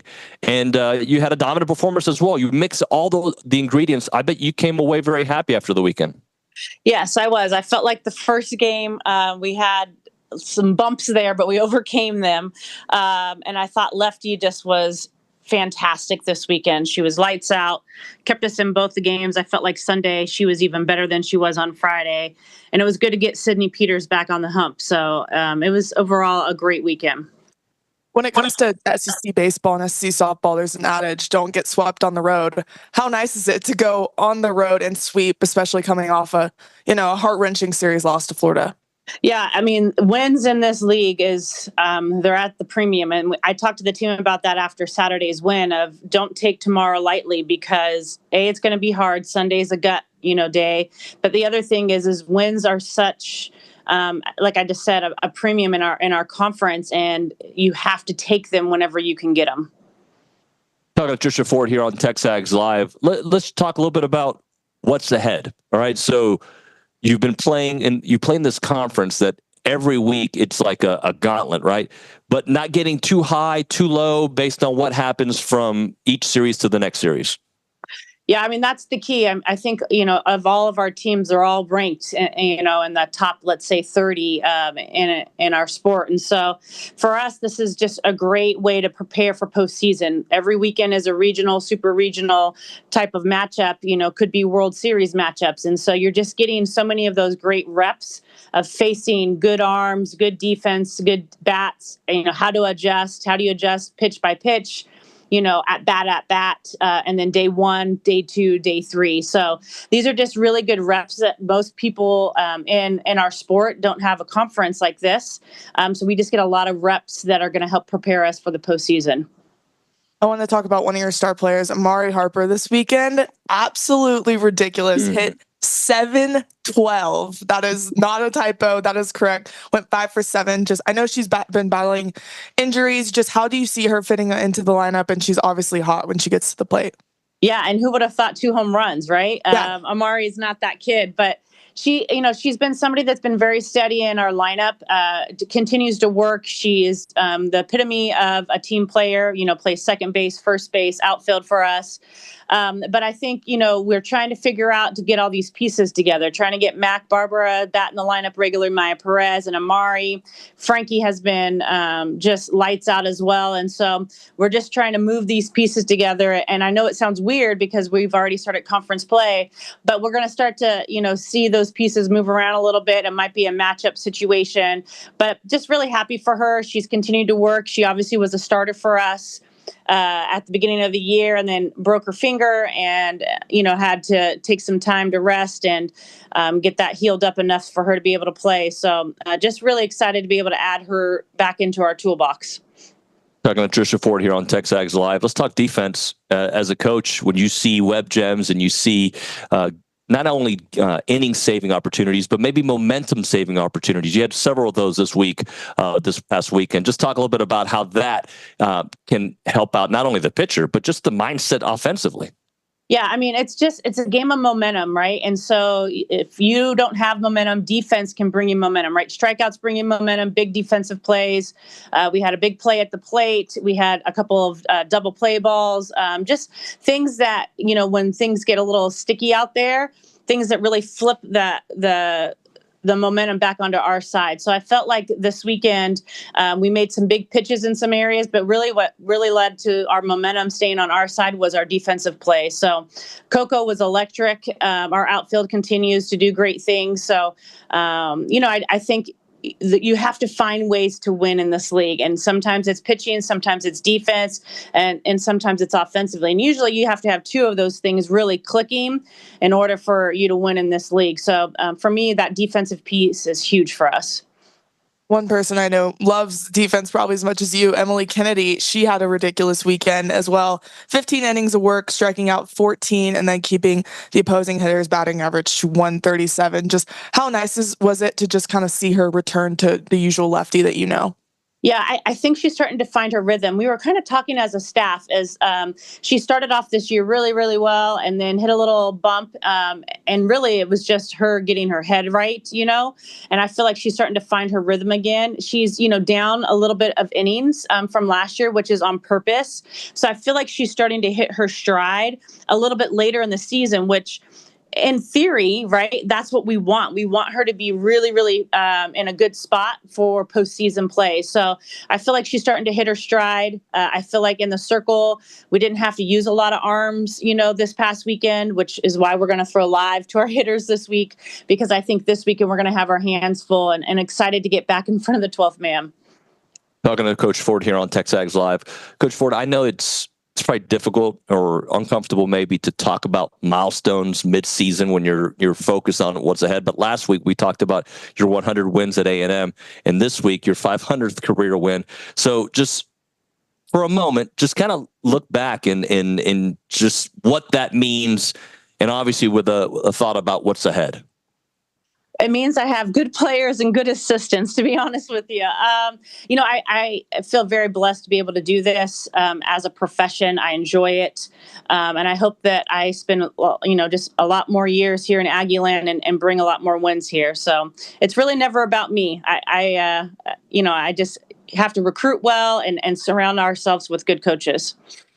Alabama, your next opponent this upcoming weekend, ranked number 24. They play number 9 Florida State tonight. That is a opponent that you are familiar with. Are you going to be tuning into that one? Oh, you betcha. I'll be up here prepping and watching it on my office TV. But it'll be a good game. I'm excited to see kind of what happens. Yeah. How difficult is it for you to balance everything, though? Because recruiting, watching what the because there was so many teams in the SEC that are so good, and I know you're going to scout them regardless, but when you're talking about your conference and every week it's a grind and seeing them play big teams, how much extra work, how much time do you have for yourself? Yeah, it's again, it's not about me, right? So right. I have a good husband and my kiddos understand what I do. But for me, I Coach Harger makes fun of me a little bit. He says, you've watched enough film, but I really want to make sure that I am as prepared as possible, that I know the lineups back and forth, their tendencies, their habits, what's our strengths. That's kind of why I'm here. And I want the hitters and the pitchers to know that we've done everything on our end in order to prep them for, success. I always say preparation is the key to success. So I think that for me, I want to make sure that I go into every weekend knowing that I have turned over every stone, every card to make us, just more prepared to compete at this level. Your third straight SEC or ranked SEC series. You talked a lot about the just pieces and the veterans that you have, and preparing makes you have success. How nice is it that you have all these veterans that have gone through the gauntlet, 3 consecutive years at this point, that you can rely on? Yeah, I think it's huge. I think, and not until you've gone through it and you've been, this is the first year that we've kind of are the hunted, right? We've always been the hunter, and I feel like we're starting to understand what that is and how to play with that target on our back. And really what it is you don't pay attention to that. You have to come out and you have to play your game with your intensity every single game. And so, and I still think, as much as I hate to talk about it, last year's loss in super regionals, it still stinks, and we talked about this last week a little bit, as I want it to sting a little bit. I want the Florida series to sting a little bit. So I feel like those are great opportunities for us to get that chip on our shoulder and really go out and play Aggie softball. Coach Ford, good luck to you. Thank you so much. And we'll see you in studio next. Well, actually, maybe we won't see you in studio next week because the A&M basketball team keeps winning. I hope not, to be honest with you. Go get some wins for us. Appreciate you, Coach Ford. Talk to you soon. Thanks so much. Take care. Trisha Ford here on TexAgs Live. They are just, again, with so much negativity, I feel like sometimes they are something to be so positive about. Yeah. And I hear from people all the time that hear her on the show, like how excited they are about that program and what she's been able to do in such a short time. Yeah. All right. Good job there, Kay. Appreciate you. And I appreciate Coach Ford. We'll hit a break here. We'll come back with a short segment. Kaylee's got some updates for us. Right now, Milliken Reserve, farm-to-table community in College Station. They have homes. They have trails, they got farms, they got wide open spaces, and their mission is to build a healthy community around nature. They're dedicated to the conservation of a healthy community, respect for the native landscape and wildlife, 2,600 acres of open space. They've got 30 miles of trails and homes. They want to connect families to nature and to each other. They have an extensive network of trails throughout a wooded landscape that includes walking and equestrian paths, creeks and ponds, and gathering areas. And they're committed to maintaining and restoring that beautiful natural habitat. You can find all the animals you want there in those preserved woods, ponds, and creeks. You can find the white-tailed deer, the songbirds, the rabbits, the turtles, you name it. And when you go there, you can go hiking, biking, canoeing, kayaking, you name it, they have it all. The website is millikenreserve.com. That website again, millikenreserve.com. Go check it out.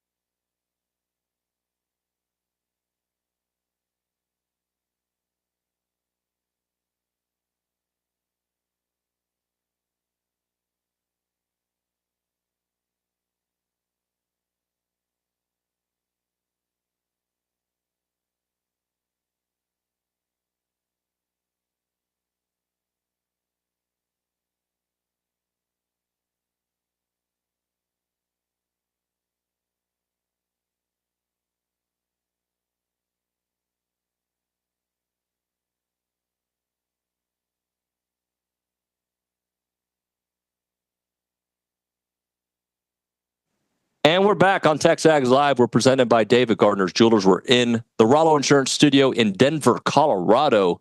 Let's go to the Angry Elephant News and Social Center. Kaylee Dreyer is there. Kaylee, I know you got some news and notes for us. I do, and I have a quick stat about basketball. I want a slow stat.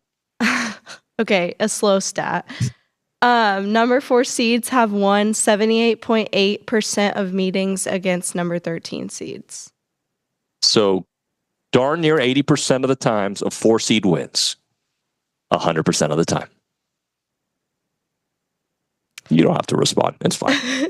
And then I also have a softball news.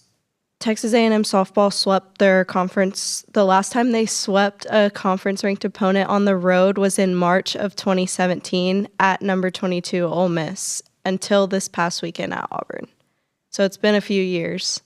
In baseball and in softball, sweeping a team is extremely hard, especially sweeping a team on the road.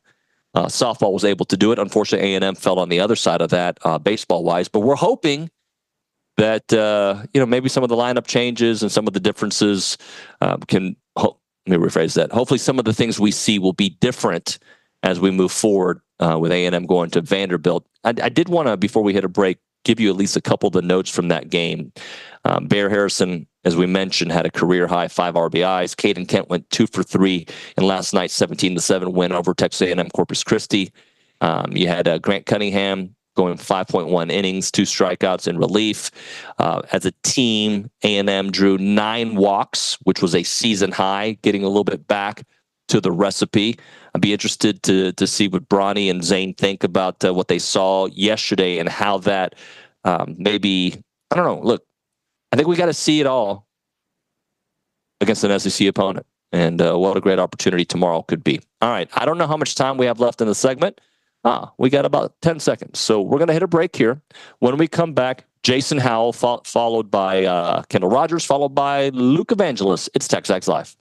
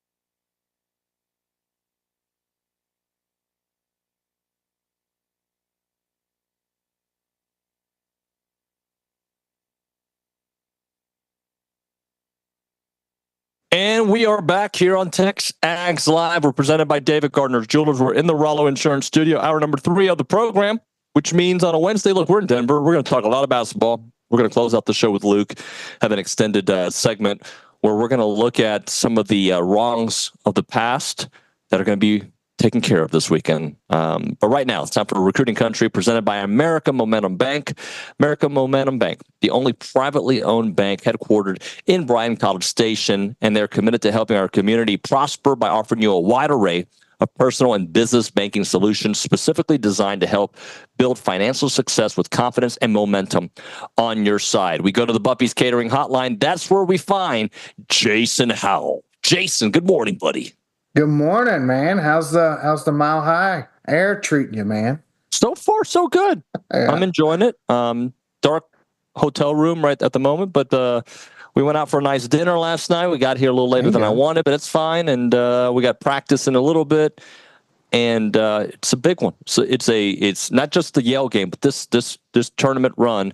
Not to put too much pressure on the players. Hopefully, they're not listening to TexAgs Live like they normally do. But it's certainly going to be a big one for how this group of Aggies are remembered. Yeah, there's a lot of legacies on this team too. I mean, you've got some senior leadership, a lot of experience, and a lot of guys ready to go out in a big way. So I'm excited to see what they do. I think they're going to buckle up and get some things done. Buckle up. Hey, so Jason, the vibe around recruiting recently hasn't been great.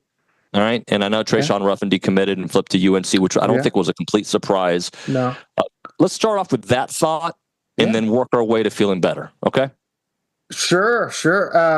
I mean, I think the general feeling around the Texas A&M fan base right now is pretty depressed. I mean, we've talked about it with basketball and the way things ended in the SEC tournament and baseball, the way that's all going. Football season ended, you know, the way it did. So recruiting, I mean, I think there's a lot of people that are wanting to latch on to, not wanting to. They see the negative. It's right in front of your face. But definitely some positive movement. Of course, on the recruiting front, you've had the 4 decommitments in the last couple months, but you've got 2 in-state, 2 out-of-state, and none of them were incredibly unforeseen. Ryan Gilbert, like I've been saying, that was kind of a mutual parting of ways. He was, quite frankly, just getting recruited a lot harder by some of the other programs out there. You've got Trayshawn Ruffin, you have Bill Belichick coming in at North Carolina and generating some momentum there. And one of the things it doesn't take a genius for him to see, hey, there's an in-state kid committed to a SEC program that let's try and keep him home. At a need position, defensive line. So they made him a really big priority, and not that he wasn't for A&M, but I think in the end it was that visit definitely helped put North Carolina over the top, and the Tar Heels were making a big push going into that. So A&M was kind of hoping, I think, to get him back on campus this weekend, but when he decided to go ahead and pull the trigger. That's the way the cookie crumbles a little bit, but we'll see down the line. It's still very early, and it wouldn't surprise me to see, them stay in the mix for some of these, for a Ruffin or even double back on like a Xavier Tiller down the line as things play out a little bit. So. It hasn't been the most pleasant or easy to cover. It never is when you're talking about some of these departures, but at the same time, it hasn't been the most, I guess, these aren't the craziest twists and turns we've seen in the recruiting process.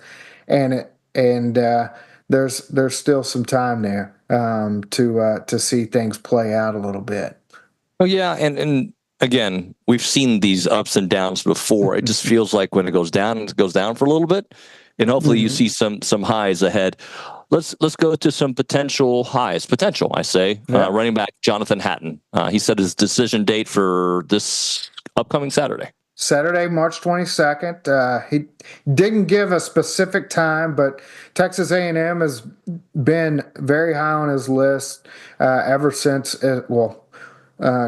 since he decommitted from Oklahoma earlier in the process. And the Aggies, Mike Elko, Trooper Taylor, all those guys have really put in a lot of effort there, building that relationship, getting him on campus, and, just making sure he felt the love and letting him know their plans for him. 6'1", 215-pound running back. This is a every down back, not just a big back. I mean, he's a 10'6", 500-meter guy. That was last spring. So, he jumped 33 and a half in the vertical before his sophomore season. So he's got a tremendous athleticism, a lot of production, 1,200 yards, 20 touchdowns each of the last 2 years. And Alabama, Ohio State, Oklahoma's continuing to keep after him, and Tennessee. But one of the top 10 prospects in the state by us at TexAgs, and a high major priority for Trooper Taylor and the crew. Definitely a guy that Mike Elko and staff made a top target and one of their top priorities in 26 going into this cycle. Jason, big weekend for beyond just Jonathan Hatton. We got some visitors, correct? Yeah, it's going to be a big visit weekend. You've got several commits on the schedule for this weekend. Aaron Gregory, Madden Williams, Caleb Tafua, Jordan Carter. You got some real dudes coming in as well from out of state, in-state. Jace Matthews, receiver. Drew Evers, Flower Mound offensive lineman. Lamar Brown, Baton Rouge. But there's a lot of top targets in the 26 and 27 class, as well as those commits.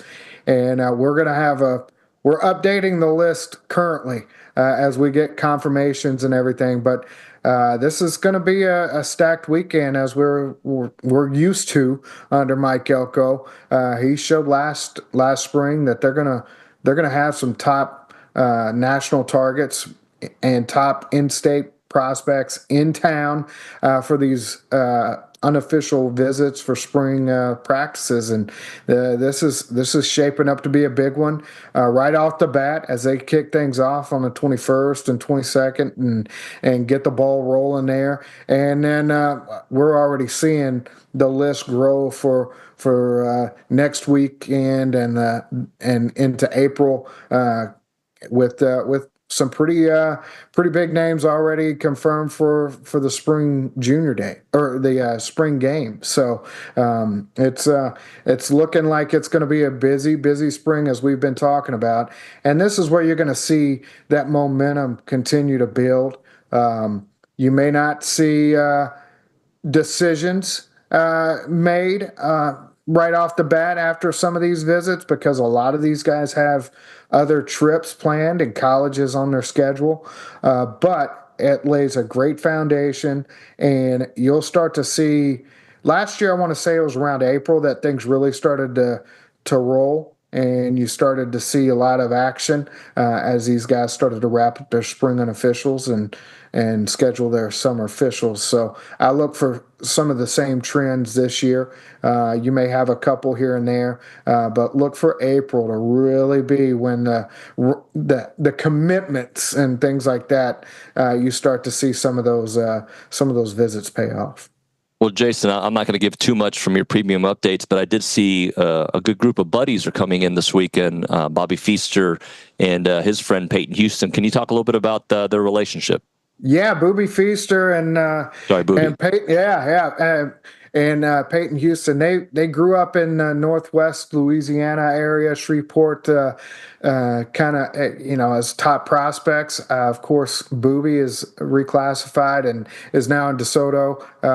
He's reclassified to 26, but both of them have had offers from across the country since they were freshmen in high school, and A&M has been on both of them for a number of years. LSU is definitely going to be a major factor for both of those. So getting them on campus this weekend after they were able to take a visit to LSU last weekend, it's a big deal. I know Peyton has a Elite 11 camp in Austin on, I think, Saturday, and Booby, I think he's got some 7-on-7 plans, but getting them on campus together, getting them around the coaches, A&M's going to be a big player for both of these. And if I had to guess, I would say A&M and LSU are probably the two I feel most comfortable are saying gonna be big deals in both of these recruitments. So, it's good to get that momentum swinging back A&M's direction after a pretty positive visit to LSU last week. Jason, I saw that Jamie Winfield committed to USC. Is he somebody that you think, like we spoke about earlier with Trayshawn Ruffin, that could be potentially on A&M's radar still? Absolutely. He's a guy. He's the top defensive tackle in Texas, and interior defensive lineman. He checks all the boxes there, and committed to USC. Obviously, the Trojans have done a great job, that relationship and everything. Eric Henderson out there at USC did a good job of reeling him in early on. Now, they're going to have the same problem that A&M is kind of dealing with some of these out-of-state commitments, where you're going to have to fight like heck to keep those guys. And let me tell you, with the way things are shaping up in the state of Texas for those top-flight defensive line prospects, those D tackles, there's just not a whole lot of them, and Jamian's at the tip-top of the list. So you can bet A&M is going to be very much on him and continue to stay after him. We'll see how that works out.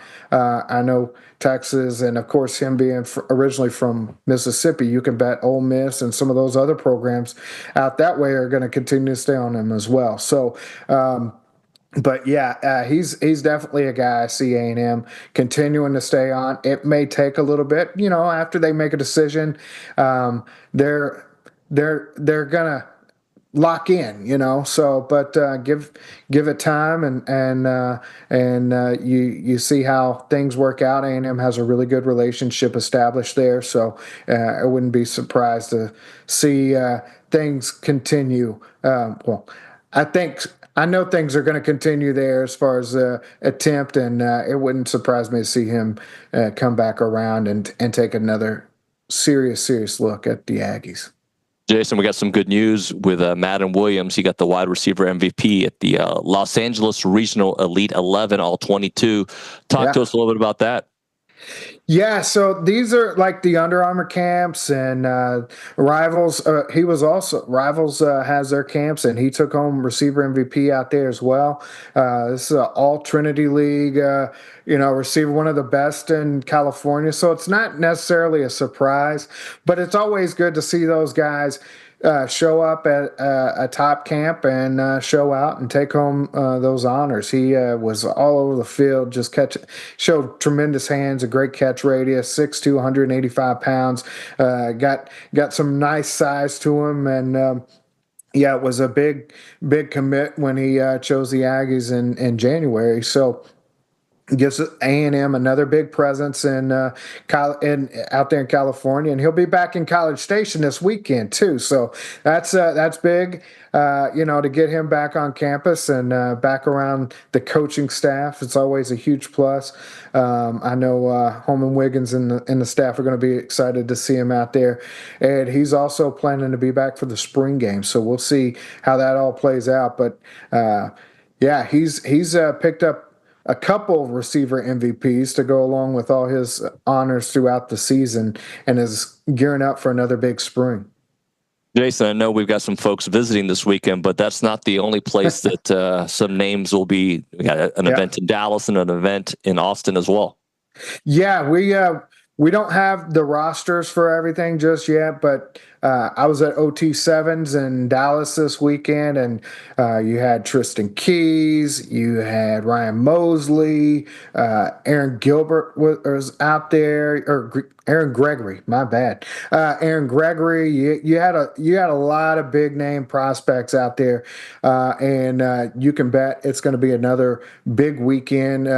OT7s is in Dallas the next month, pretty much, and a lot of top flight recruits are going to be in town, and it's going to be it's a huge deal for us to be able to be out there and see those guys. So I'll be out there checking in with some of the top guys, some of the top A&M targets, and some of those guys that are coming in to visit A&M on Friday or Saturday. They're going to be out in Dallas at the event. So we'll be able to get some updates hopefully on some of those guys. So I know Helaman Kasuga is not this weekend, but he'll be at the OT7 in Dallas at the end of March, and the Elite 11 All 22 camp in Austin.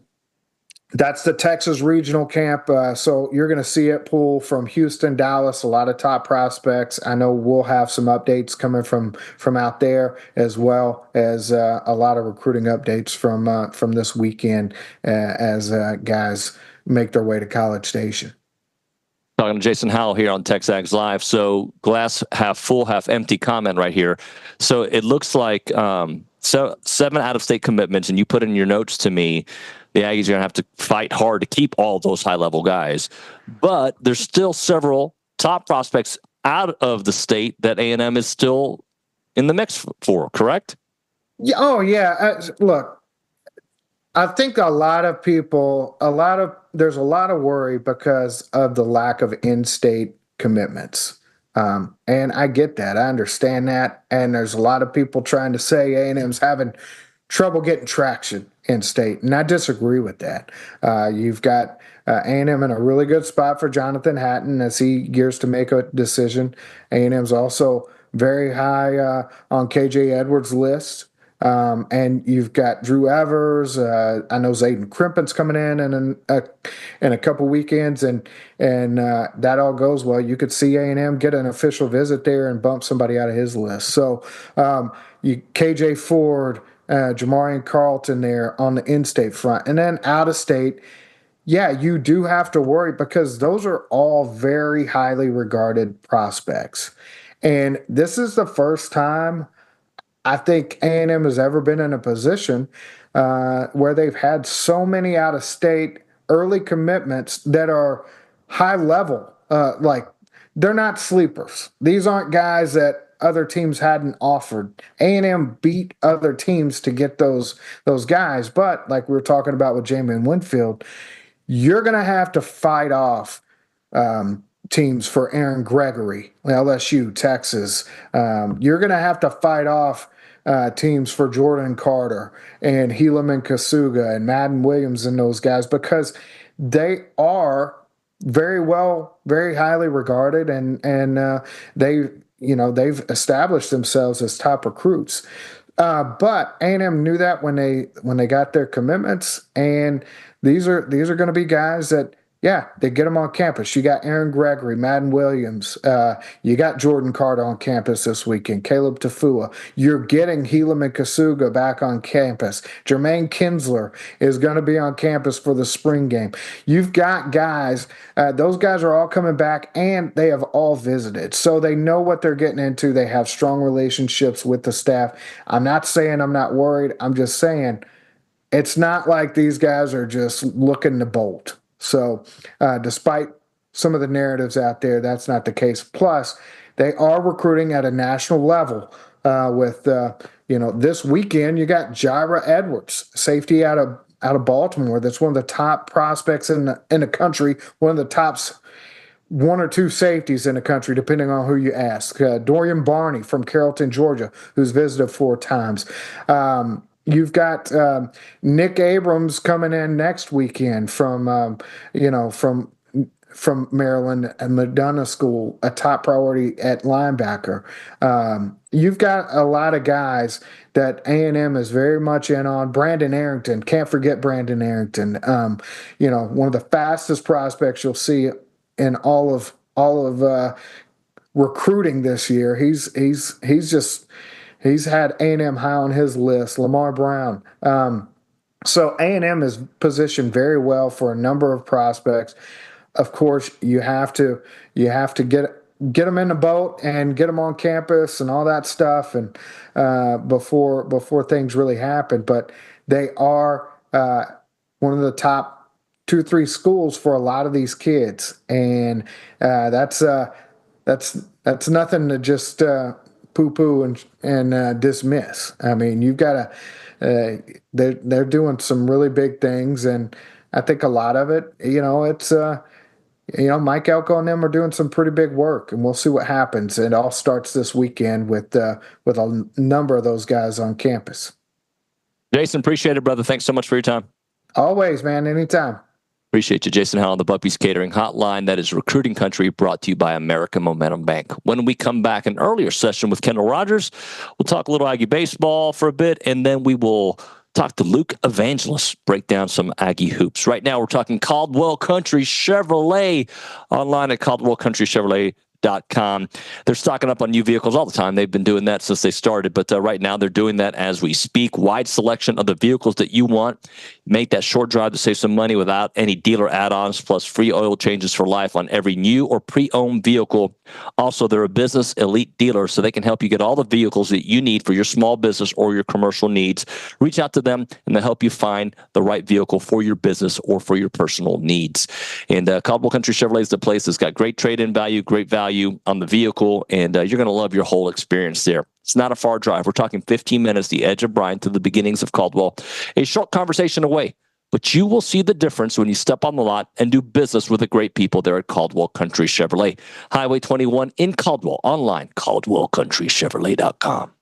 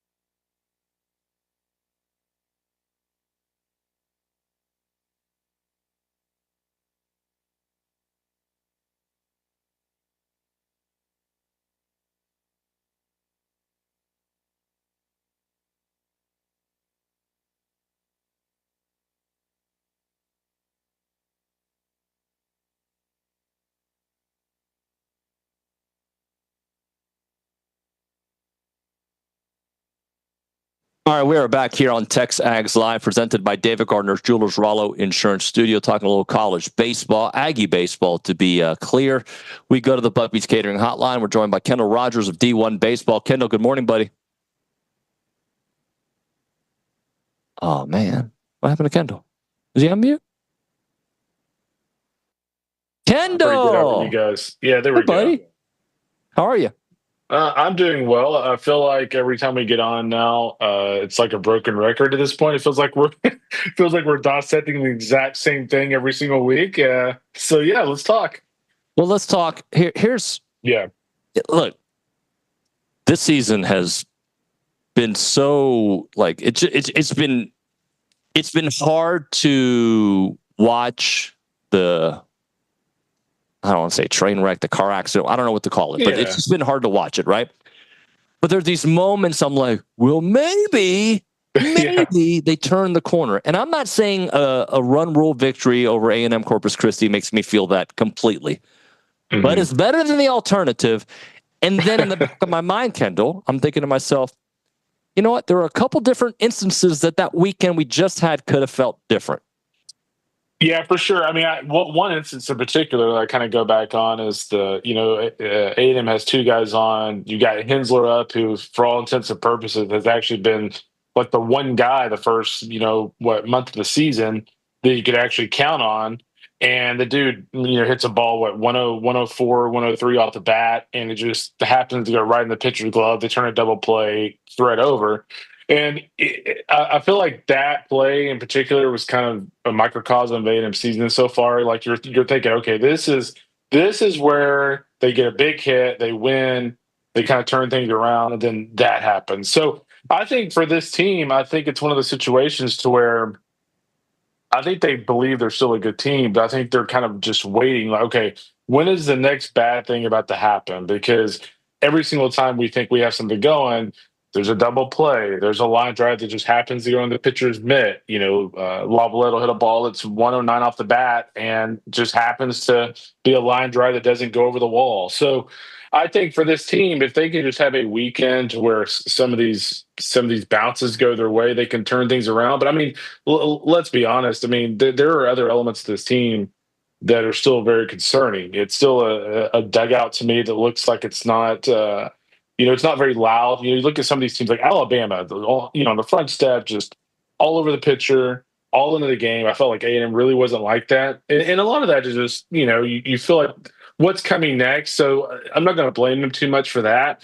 But, just some things need to change. There were some, moments over the weekend to where I felt like, frankly, A&M overmanaged a bit.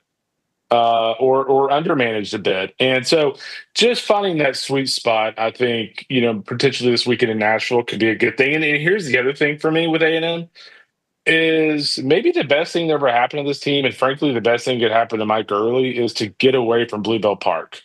Get away from a venue where, like, you're the home team. Go somewhere where you're kind of the, you're the underdog. You're the away team. You don't have people groaning at every decision you make. Maybe that's what this team needs. What is college baseball? What can you share with us? What insiders, maybe other programs are saying about what's happening at A&M? Are they shocked? Are they like, it's just a matter of time till they figure it out? I'm sure some are like, I can't wait to play them the way things are going. Yeah. It's like, what is kind of the consensus that you're seeing? Yeah, it's definitely shocked. I mean, here's the thing. I mean, this is not the same team we thought they'd be coming into the season. When you look at Sorrell being out, Grahovic being out, Stewart still being out. So there is that element, but I would also say that when you look at this team, like, there's still plenty of pieces that should make this an elite type of team. You've got an elite week in rotation. There are some nice bullpen pieces, although the bullpen has been a little iffy at times. And then the top of the lineup, there's no excuse for the top of the lineup not to be hitting at a very high clip. So I think there's a lot of shock. If I'm being honest, I think there's a lot of people in the college baseball realm that are like, well, they gambled, by, promoting Early to head coach, but now that looks like a bad gamble. I'm not ready to say that just yet. I've been around this block so many times. I've covered college baseball for, since 2003. I remember a year that George Horton, a Hall of Fame coach, had a supremely talented team in Cal State Fullerton back in 2005, or was it 2004? I think they had a losing record halfway through the season in the Big West, and they ended up winning the national championship. So after that, I no longer say a team can't turn the tide. But I think the biggest thing is that, college baseball, coaches, a lot of coaches and a lot of fans are just really surprised that this team really didn't come out breathing fire. I told somebody this the other day, but I would have thought after everything that happened that this team would come out going, you know what, that was an egg on our face, what our previous coach we think did to us. And we're going to do everything we possibly can this next season to kind of quote unquote make him eat his words a little bit. And this does not look like a team that is motivated to prove anybody wrong. Here's a hard question to ask because we've only had one SEC series. Okay. Yeah. At what point is it too late? All right. Because I can look at it multiple ways. I can look at A&M going to Vandy this weekend, actually tomorrow, starting their series tomorrow, and winning 2 of 3, and not all is forgotten, but you're like, ah. But if you have a rough weekend where you get swept or you go 1-2, at what point early in the season are you out of it in the SEC? Yeah, if you get swept this weekend, you're in a tough spot because you get Kentucky and South Carolina at home 2 of the next 3 weekends, but let's just rattle off some of these names. You go to Tennessee on the road between those 2 series. After South Carolina, you got at Arkansas, at Texas, and LSU back-to-back weeks. I don't want to say this weekend's a must-win, but if you lose 2 out of 3 or get swept this weekend, you're going to have to still a series somewhere, which means, you know what? They may be in a position which is kind of crazy. We thought that Texas would be on the other shoe here. Or on the other foot here. They may have to go to Austin in a must-win situation in that series later in the year. Goodness gracious. Give us a reason for optimism, if there is one in your eyes. There's still, I honestly do believe there's still reasons for optimism. I would like to see a lot better at bats. I thought there was some, again, I hate to just heavily criticize. I thought there were some really lazy at bats over the weekend, but there were also some at bats where I thought some guys made some really hard contact. So I think there's still some hard contact there, especially from guys like Jace, who obviously had a really nice night against Corpus. But again, I kind of point to the weekend rotation. Prager was awesome. He didn't have his best stuff at times, but he was pretty good. Justin Lampkin just continues to pitch his off. He looked very good against a stout Alabama lineup over the weekend. And then Miles Patton, I think the stat, might have been Bronny. I saw put out a stat that was he's thrown 75% first pitch strikes. If you can do that as an SEC Sunday guy, you're going to have a really good year as long as you can locate in the right part of the strike kind of quadrant. But I continue to feel very good about the weekend rotation. The question for me now will be, can this offense kind of turn things around, and can the bullpen find the right mix? I feel like early over the weekend, you think Freshcorn's your closer. But you don't treat him as a closer in that crucial moment. Was it on Saturday? Was it on Friday or Saturday? I can't remember now. It all runs together. But you don't use him as kind of your closer in that situation. It kind of bites you in the butt when Rudis comes in. So just the bullpen, kind of figuring out. We're still figuring out roles in the bullpen, and we're sitting here on March 19th. That needs to be figured out. Kendall, I appreciate it, man. Sorry for abbreviated hit. We got some basketball to get into, but good stuff as always. Thank you, sir. You got it, buddy. Enjoy Denver. See you. Thank you. Kendall Rogers, D1Baseball here on TexAgs Live. We'll hit a break. Luke Evangelist will join us, and he's got some reasons for you guys not to worry about the past. It's a new day. I might counter a little bit. We'll see on the other side. Right now, we're talking about reasons to come back to Aggieland. It's awesome. And sometimes there's jobs for you. So if you're trying to get back to Aggieland, you need a job, maybe the Association of Former Students is the place you can start looking, because they are always looking to hire great professionals to join their team. So if you want to move back to Aggieland, give them a look. If you're already in Aggieland, they could have positions open in fundraising and former student programs, communications, marketing. They're the nation's premier alumni organization supporting A&M, and they've been doing it for so long. They play a part in every Aggie story from Howdy to here. Don't miss opportunities to help out with Howdy Social, Aggie Ring Day, class reunions, Aggie Muster, and everything in between. Join a team that exemplifies those Aggie core values of excellence, integrity, leadership, loyalty, respect, and selfless service, all in support of that worldwide Aggie network. So if you're interested in joining a team or know someone who would be a great fit, please visit tx.ag/association jobs to apply and get more information on each position. It's the Association of Former Students.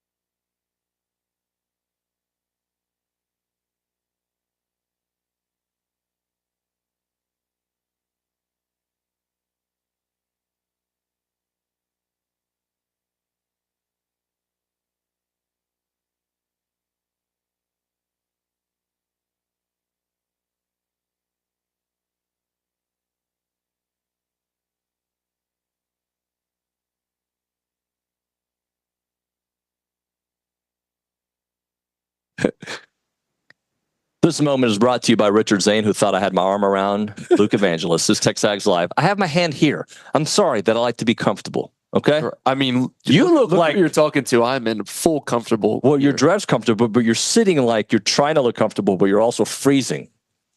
Okay. Kate Nagley just throwing pillows. It's TexAgs Live. We're presented by David Gardner's Jewelers. We're in the Rollo Insurance Studio. Luke, you sent me an email about something you wanted to talk about, like that people do not need to be as worried. I don't know why I said it like that. Worried about Yale's 3-point shooting because this coaching staff has proven to be able to take certain aspects away in these kind of matchups. Yeah, I think the Penn State game was a shock to the system. Mm-hmm. We've acknowledged that. It was outcoached, outplayed, outschemed, out everything by Penn State. I hope they don't cut that and put that on social media. My gosh. But that's what happened, and I think they needed a performance like that to come and say, okay, maybe instead of trying to force Nebraska into our system, we need to play our system but take away their system. And everyone knew last year it was Keisei Tominaga, his 3-point shooting, the Japanese Steph Curry. Everyone was saying A&M gives up a ton of threes and he's going to have 35 points on A&M. Now, he finished with 21, but as we all remember, that game was essentially over at halftime. A&M was up 15. He had 9 points in the first half, and A&M made it a very concerned effort to limit him and take him away and said, someone else is going to beat you. So when you play in the SEC and take a team like Oklahoma, for example, because Bryson Goodine is a great example of this, you have to worry about Jalen Moore and Sam Godwin inside. You have to worry about Jeremiah Fears, who's going to be a lottery pick, who can drive to the basket and pull up from three. And sometimes a guy like Bryson Goodine, you can't take everything away in the SEC. You can't take, as good as A&M's defense is, you cannot take every single option away. So sometimes a guy like that will beat you. Chaz Lanier had the game of his life. He's a great player. You couldn't take away the SEC's second leading scorer, and that's okay. But Yale doesn't have 5 or 6, 7 different guys who can beat you. You know what their offense is predicated on. It's ball movement and taking smart shots and then getting their 2 shooters open. They got the 2 guys that shoot over 40%, and A&M has the pieces to take them away. Yale will not see on-ball pressure from the Ivy League like they're going to see against A&M. The way A&M switches everything and has the capability to guard you outside of Wade Taylor, anyone can pretty much guard 1 through 5. They have not seen a team that can do that. And the physical athletes of an Anderson Garcia or Solomon Washington, that is probably going to be matched up with Nick Townsend. I think that's going to be an advantage for A&M. Let me counter, okay? And I'm not saying I don't agree with you, but I just, some different thoughts. Was last year the talking point about the 3-point shot as big as it's been this year? A. Mm-hmm. And B, I am not worried about them taking away an elite scorer, an elite 3-point shooter. I'm worried about that dude we don't think about. Right. Well, and that happens a lot. Yes, it does happen a lot, but it happens a lot against SEC competition. Look at what they did in non-conference play where they had seemingly shored up the issue of 3-point defense. They were top 20 in the entire country in opponents' 3-point shooting percentage. Opponents were shooting like 31% against A&M, which is remarkable. And then they get into SEC play and they get exposed because these teams, it was the deepest the league has ever been. The teams are the most talented they've ever been. So it's Logan Lee put it perfectly. Like a guy like Bryson Goodine is built for that, where A&M is putting so much attention on stopping Jeremiah Fears driving to the basket that someone like that is going to get open. And now it's on A&M to adjust and correct that, which they didn't. But you have to trust that A&M will make those adjustments because I've seen them make those adjustments last year in the postseason. Yeah. Okay. Let's say they take out Poulidaikis. Okay. Poulidaikis. Sorry. You got to get ready to learn Greek, David. Poulidaikis. All right. I hope I don't have to learn Greek. Yeah. Poulidaikis. I give him a little Italian flair there. Okay. Let's say they take him out of his game. And I know he's so good, right? I get it. Yeah. He's not just a 3-point shooter. No, he's not. It's those other guys, again, that I worry about. Yeah. And also, you brought up the non-conference, which I think is a great point. But is A&M the same team now that they were in the non-con? Consistently, no, but they've shown flashes. I think back to the Missouri game. I think back to the Auburn game of high-quality opponent and A&M rising to meet that moment. And look, that's not to say that when you're playing in LSU or you're playing in Oklahoma that their attention level and their intensity is different. But you can't call me crazy for thinking that the defensive intensity they played with against Auburn was noticeably different. I think they were ready to meet that moment. And why that moment and not others? Look, I'm not in that locker room. I can't tell you, but from what OB and I saw, the way they played defense against Auburn was ferocious and intimidating. And it was senior night, right? It was senior night, and you have to think that for a lot of these guys, this is their last run at March Madness. There is no next year for Wade Taylor, Zurich Phelps, for all of these guys. There is no next year for most of them. So you have now. It is right now. The moment is right now, and they've risen to the occasion multiple times this season. And while I'll admit that their best ball was in December against Texas Tech and Purdue, we have seen flashes of them putting it together for 35 to 40 minutes against tournament teams, against top 6 seeded teams. And by the way, I only counter for conversation's sake. I don't disagree. Like the way I phrased it yesterday was I respect what Yale's been able to do, and I respect what they can do against A&M.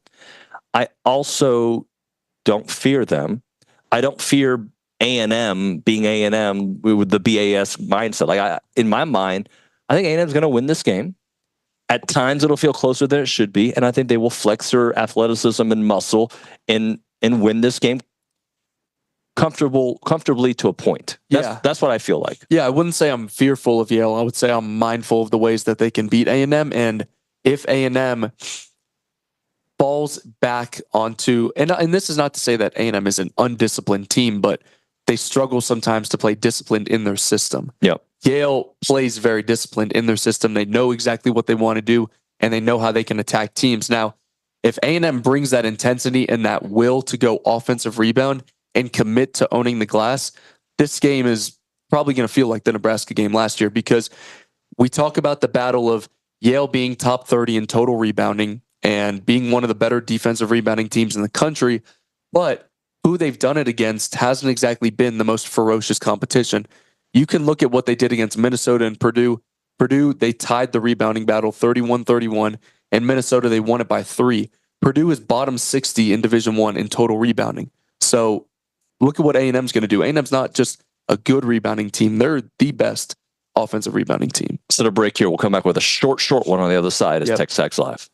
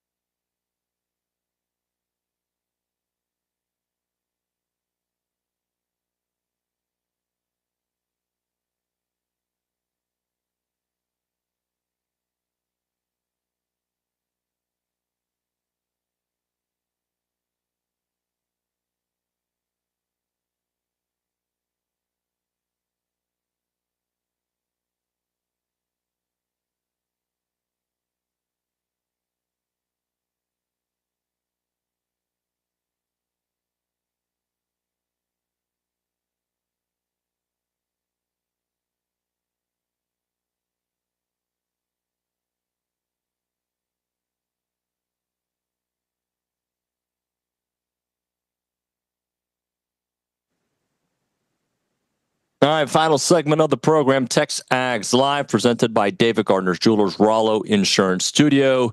All right, when we go out to practice today, what's something you want to hear? What do you want to hear? Because, I mean, we're not going to hear coaching like plans and, you know, how they're going to break down Yale. But what do you want to hear from a confidence perspective? What is it, more body language?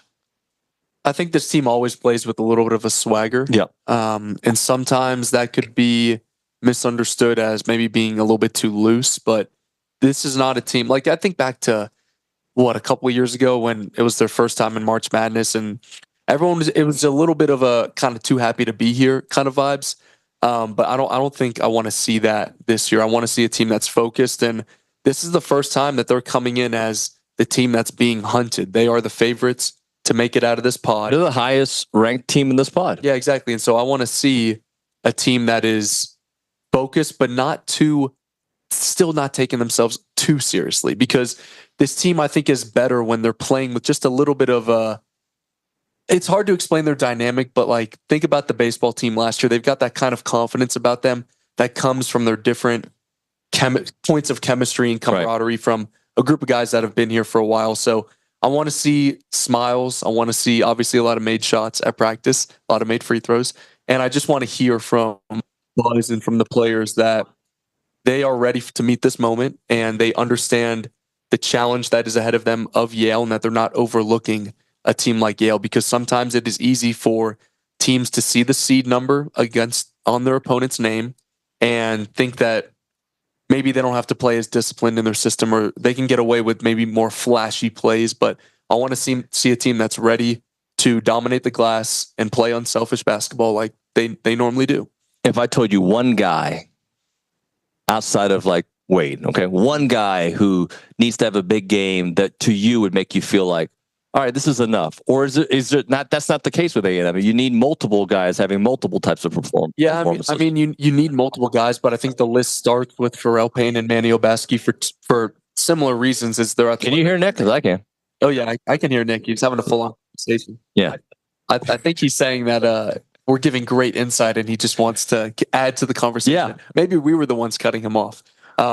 It starts with Manny Obaski and Pharrell Payne. Manny and Zoric Phelps both should have a time driving by these Yale guards. I think that, I forget if you said it or OB said it, but that half step of quickness that Zoric was used to having in the American that he kind of lost in the SEC. He'll have it here. He's going to have it here. Manny is like a half step too quick for most players in the SEC anyways. He just sometimes gets caught with his back to the basket a little more often than you would like. And I think Pharrell Payne has to dominate inside.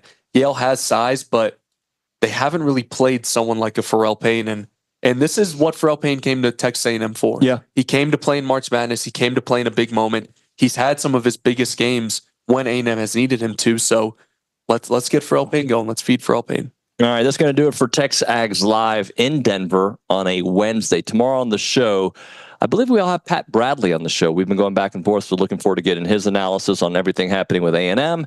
And we should have McGee. We should have some others. It'll be a fun one. Thank you so much for watching and listening. We will see you all mañana.